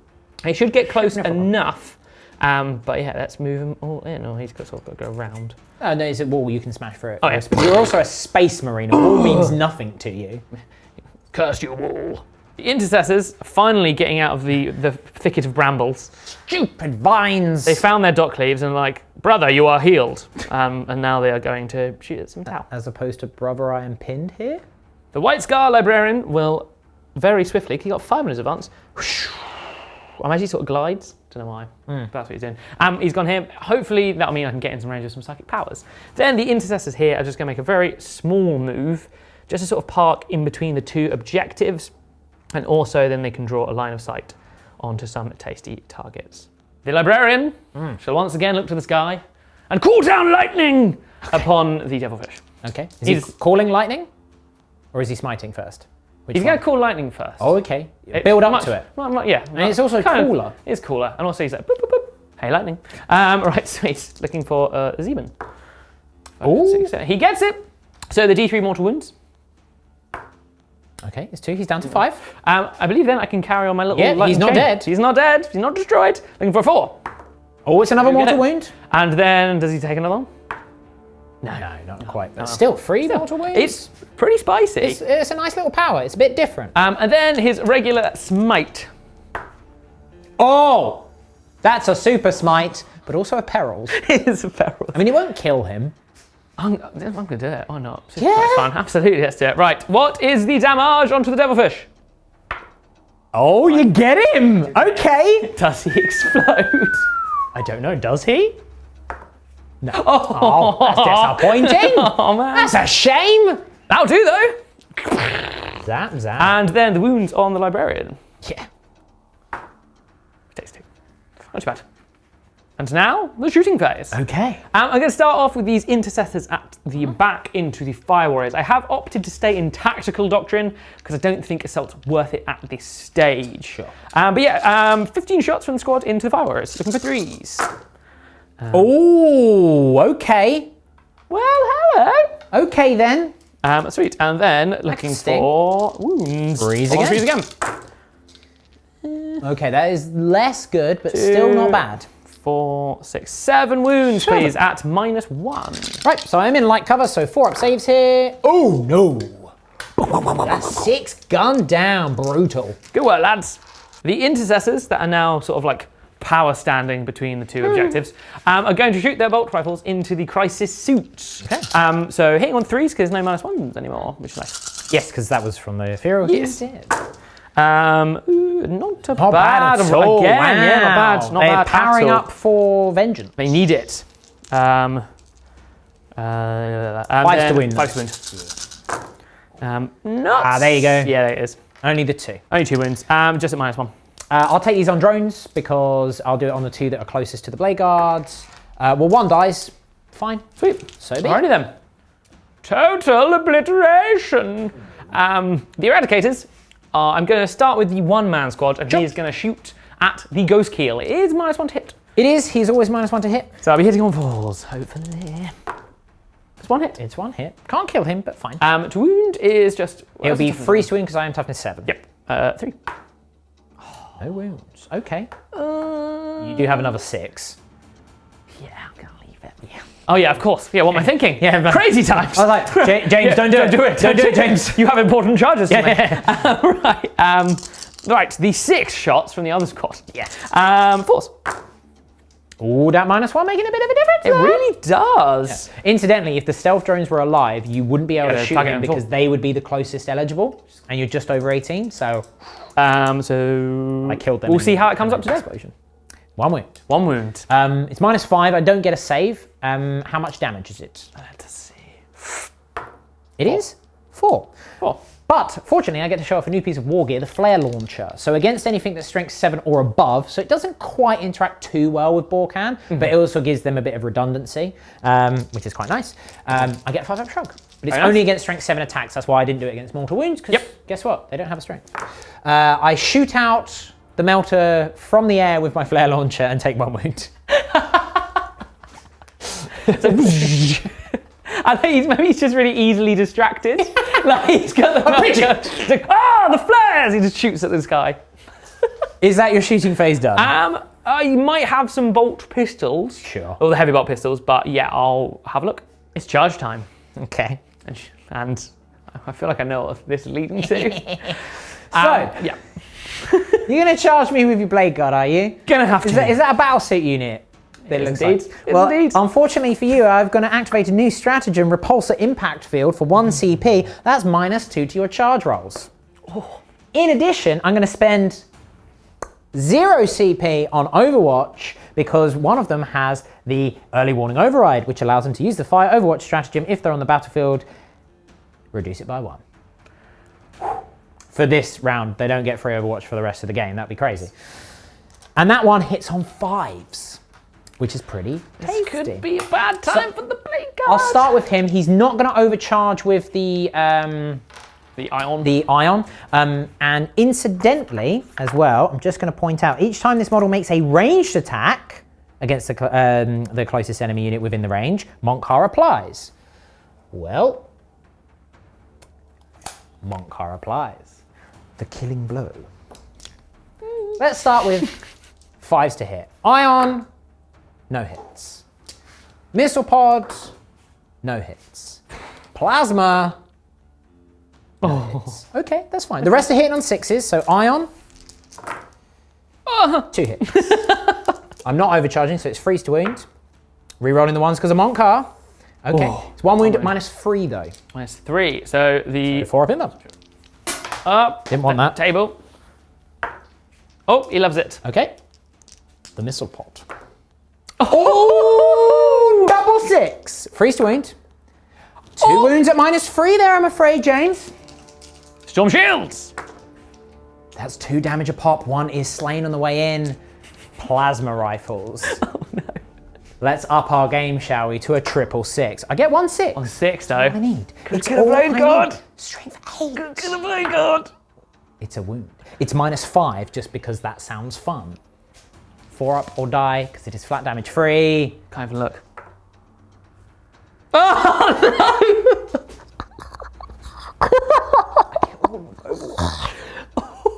Those poor Blade Guard. They're so used to just being like, oh, we've got storm shields, we're fine. I like to think the White Scars have turned up today being like, ha, T'au, ha, ha, ha, and then, oh no. Run! No, they have a new codex! Advance away! Advance the other way! Yeah, that was brutal. It's still worth it, I think, to try the charges on the other two, because of the pluses and minuses. We'll have to see. Yeah, that repulsor impact field applies for the rest of the charge phase. It's good. It's really good. I mean, now they're there, I mean, they're just going to get shot anyway, so. Yes. Blades of Glory, the Ancient. No. Not quite. The Lieutenant. No. Not quite. Okay. Oh dear. Well, that could be a problem. Should I do my enactment? Oh. I mean, I feel like you deserve to get the enactment here. You do. Very good. So you do get the 4 points for the enactment. Very nice.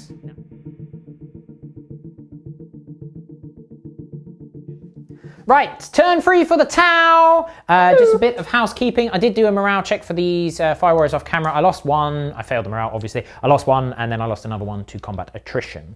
We're in the command phase. I've picked up some primary points and my CP because I'm still holding that objective. And I'm going to Nova charge my Nova engine because now I have to roll. If I roll over my wounds, which are 11, nope, I'm fine. Otherwise it would burn out and I lose it for the rest of the game, which is cool. So I'm going to pick the 8 shots again. Funny that. That's my command phase done. Movement wise, let's get to it. We've embarked inside the Devilfish with the unit of breachers. They will be moving off shortly, but first we must move the Pathfinders towards the beacon. We must light the flame and call Gondor for aid. The Devilfish rolled a mighty 6 on his advance. He is going over here to put some pressure and some support on this line. Now, the emergency, or the, I can't remember what it's called. Lightning debarkation. No, that's your one. The combat debarkation, I could use on this Devilfish, but I wouldn't be able to disembark. 1, because I've advanced, and 2, because I've already embarked this turn. So you still have to follow some restrictions, but yeah, it's still incredibly powerful. I don't think he's going to survive the melters, but that's what the Ghost Keel is there to support him for. The Ghost Keel will jump normally over here, just so that he's got options to charge intercessors if need be. This Lone Strike Fire Warrior is going to advance. A mighty 6. Plenty for my purposes, which is to get him down here, hiding and protected whilst holding the objective. Yeah. We rolled a 2 on the advance for this unit of breachers here. It is enough to get them into the ruins in the center there so that they can shoot at some characters. Oh no. Obviously we're doing the Marker Light action over here. We're not doing it over there because we wanted to do the action to get the data uplink. But effectively what we're doing is we're just going to go danger close, not to be confused with danger mouse. Or danger moose. Or definitely not the danger moose. You do not want one of them running around. They're scary at the best of times. Loose and in your hoose. It's the whole thing. No, thank you.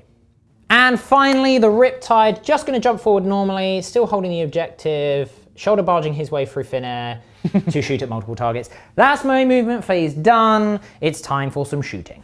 Marker Light time, the 5 Marker Lights, we're doing a bit of a split. This is where it can get risky with the old Marker Lights. I can't actually see any of the Eradicators. I didn't quite have enough movement to do what I wanted because I want to shoot the Eradicators, but now maybe I'll have to do that with a bit lower ballistic skill. As it is, I'm going to fire 2 into the Intercessors in the middle there, and 1 into each of your characters.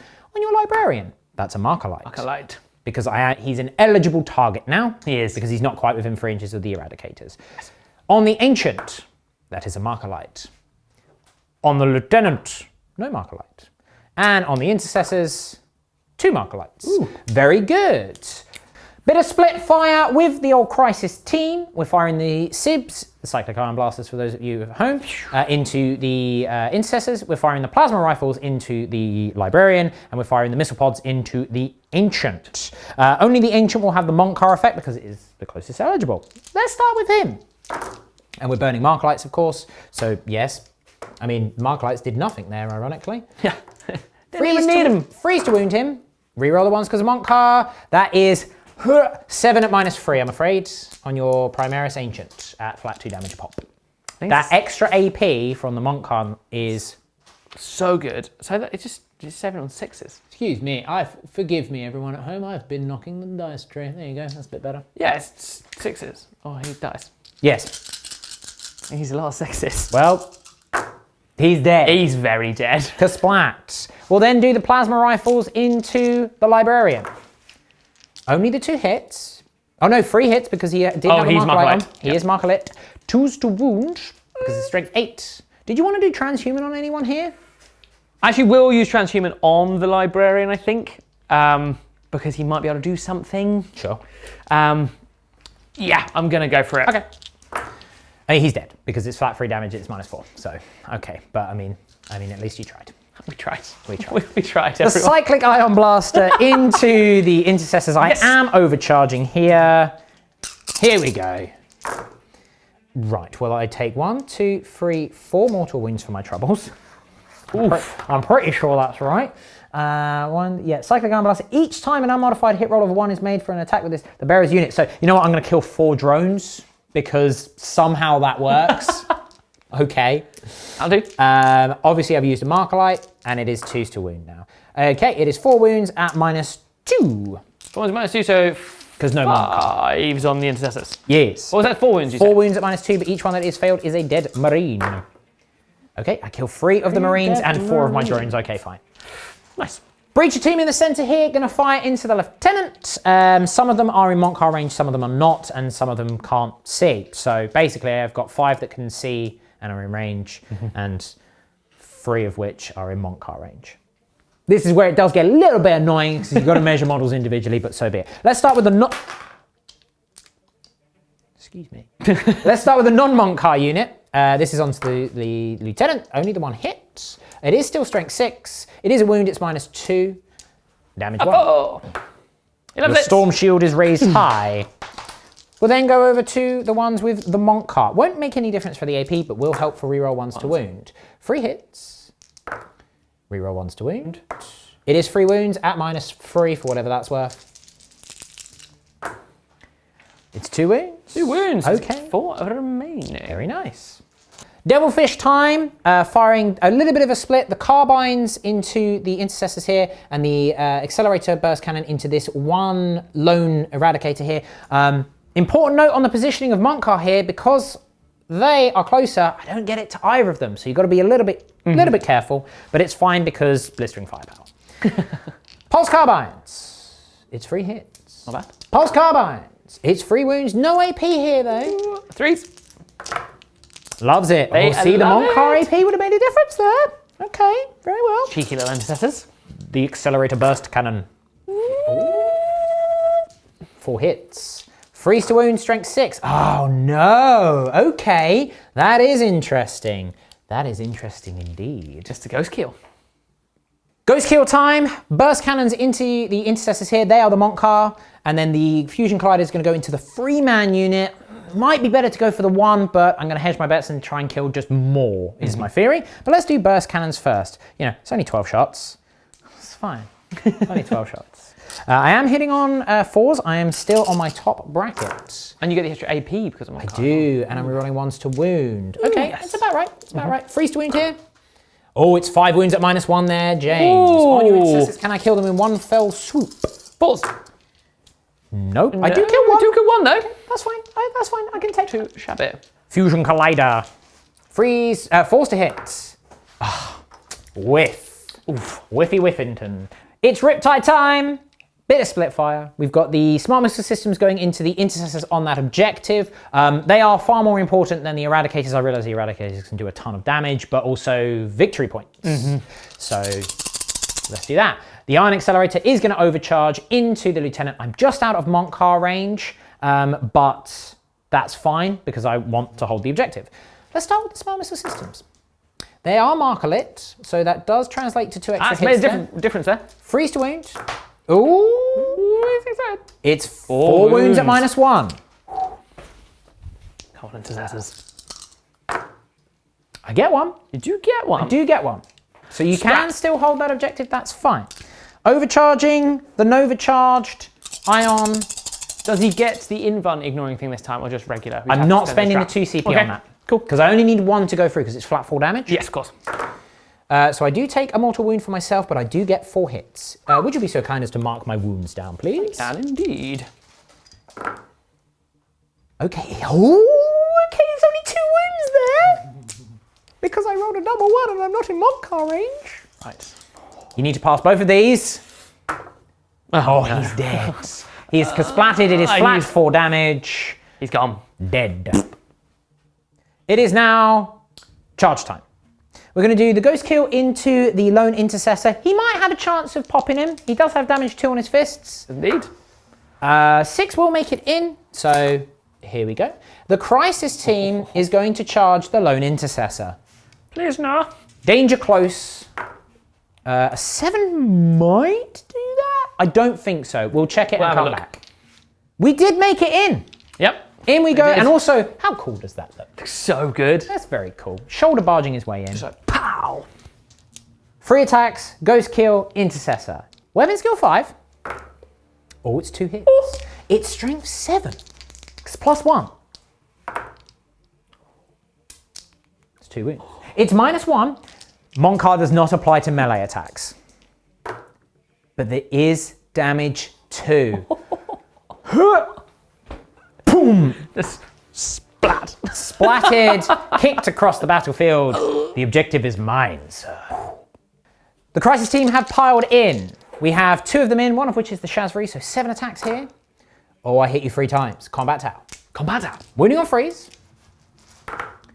Oh, it's 3 wounds there. No AP. Okay, he's alive. That's loves fine. it. It's okay. It's okay. You may attack me back, sir. Yes. 3, 4 attacks. Is he a sergeant? No, he's just a regular dude. So 2 attacks base +1 for shock assault. Yes. So 3 attacks. He will be damaged 2 on the old punches this time. No, because you're still in tactical doctrine. Oh yes, of course. Gets that. Yes. He does get. Of 3 course. hits. Wounding on 5, so I'm toughness 5. Yeah. Not exciting. No. Okay. Nothing to report home there. That is the end of my turn. Points-wise, I've picked up some primary. I've picked up a ton on Assassinate. Yeah. I'm really racking them away on the prisoners.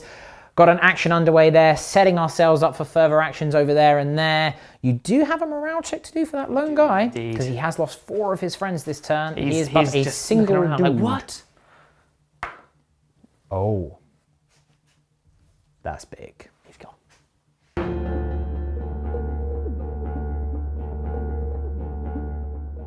Turn 4 for the White Scars. I am going to gentlemanly concede. Ended. What a game, man. I think, I've never been happier to concede. That was awesome. Yeah. I think hopefully you guys enjoyed seeing some of the new stuff across the board as well, but also just, oof, that was good, man. Hit hard, man. Hit But hard. I mean, look, you were doing some haymakers yourself. To be fair, with that, those Blade Guard not making the charge previous turn and then getting shot on Overwatch, that pretty much kind of That sealed the suggested deal. where it was going, really. Yeah. There wasn't much I could do at that stage. If you'd whiffed and some characters were alive, maybe I could have done some last... Because look, there are 4 Eradicators there, but realistically, the firepower you've got left, it's not a lot of wounds to chew through. Yeah. So if you kind of like break it down, basically the following is going to happen. You're not going to get any primary this turn on holding objectives. But let's assume that you have a perfect turn. Yep. You kill the devilfish. I lose a bunch in it explodes. It kills a bunch. It's not going to make enough of them die and or run away, and it can't hit this guy. Yep. So worst case scenario, I'm still going to be holding 2, right? Yeah, exactly. Which is still going to be more than you. But let's say you kill that, a bunch of them die, you also kill the ghost kill between the 4 of them, and you gun down the rest of the breaches, and you sit on this objective. So that'll give you 2 for the primary and 4 for bring it down, which will put you on about 42 points. And this is requiring a lot of good advances, Yes. good rolls, And assuming a lot, right? At best, that's 42 points. I'm already on 43. Exactly. I'm going to get 3 points for this action completing. I'm going to get 2 points at the end of the turn for just sitting on an objective. Yep. And my crisis team are completely free to move around because you're having to come this way. The crisis team are going to go over and do that objective over there for my aerospace relays. Yep. And then that's kind of it. Yeah. You can't get any more engaged. Nope. I'm never going to let you come over this way to No get way. Yep. Nachman data. So even if I do nothing, I'm going to win by about 13 points. And that's assuming you have a perfect turn. Yeah, exactly right. And So- I'm more than happy to concede. That was an awesome game. Yeah. Very well played.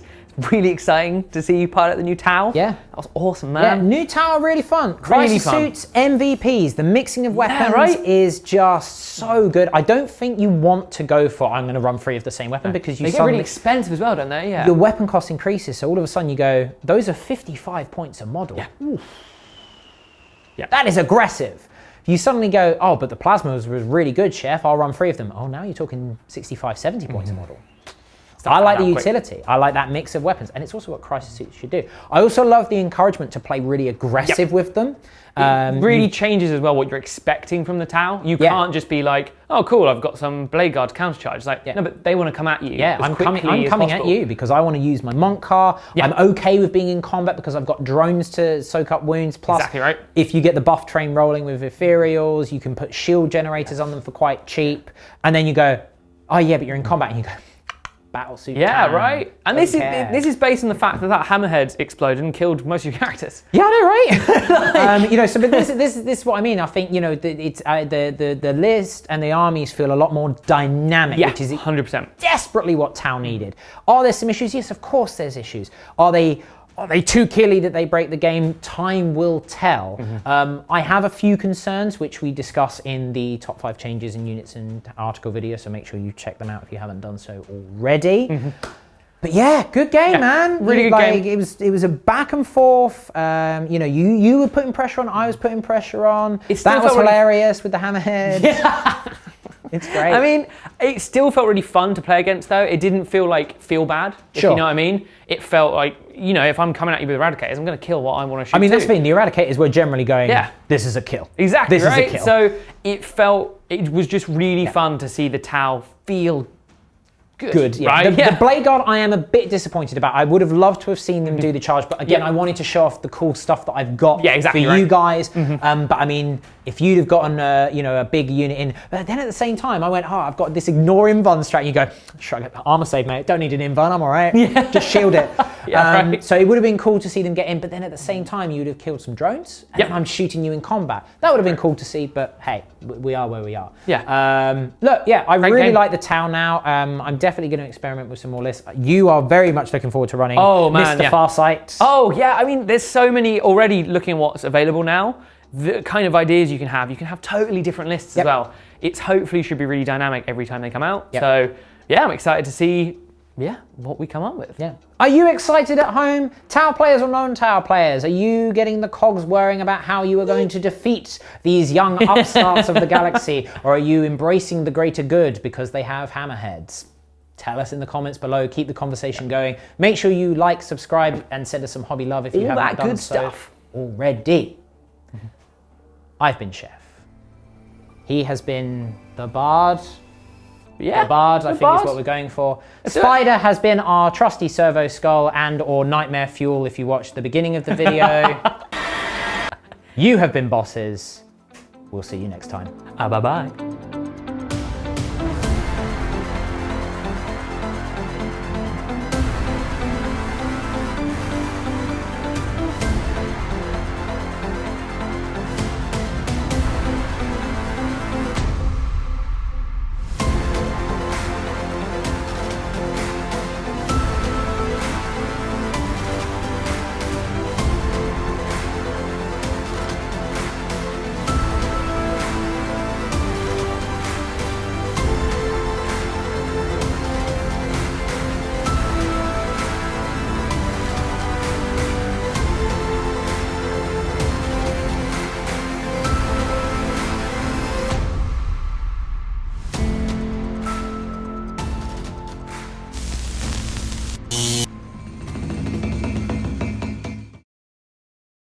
White scars.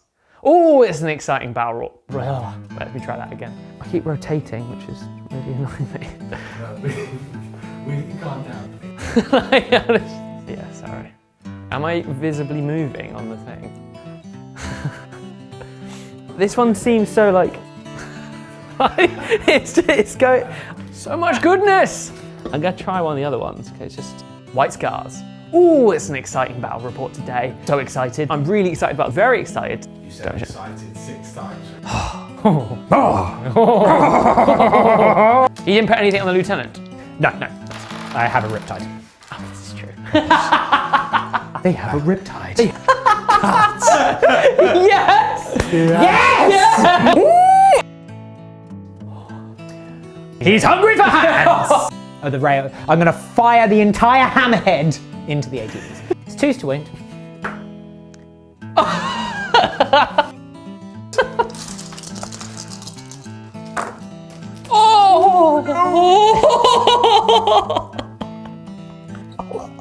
God. Oh my god! Every single one. Every single save.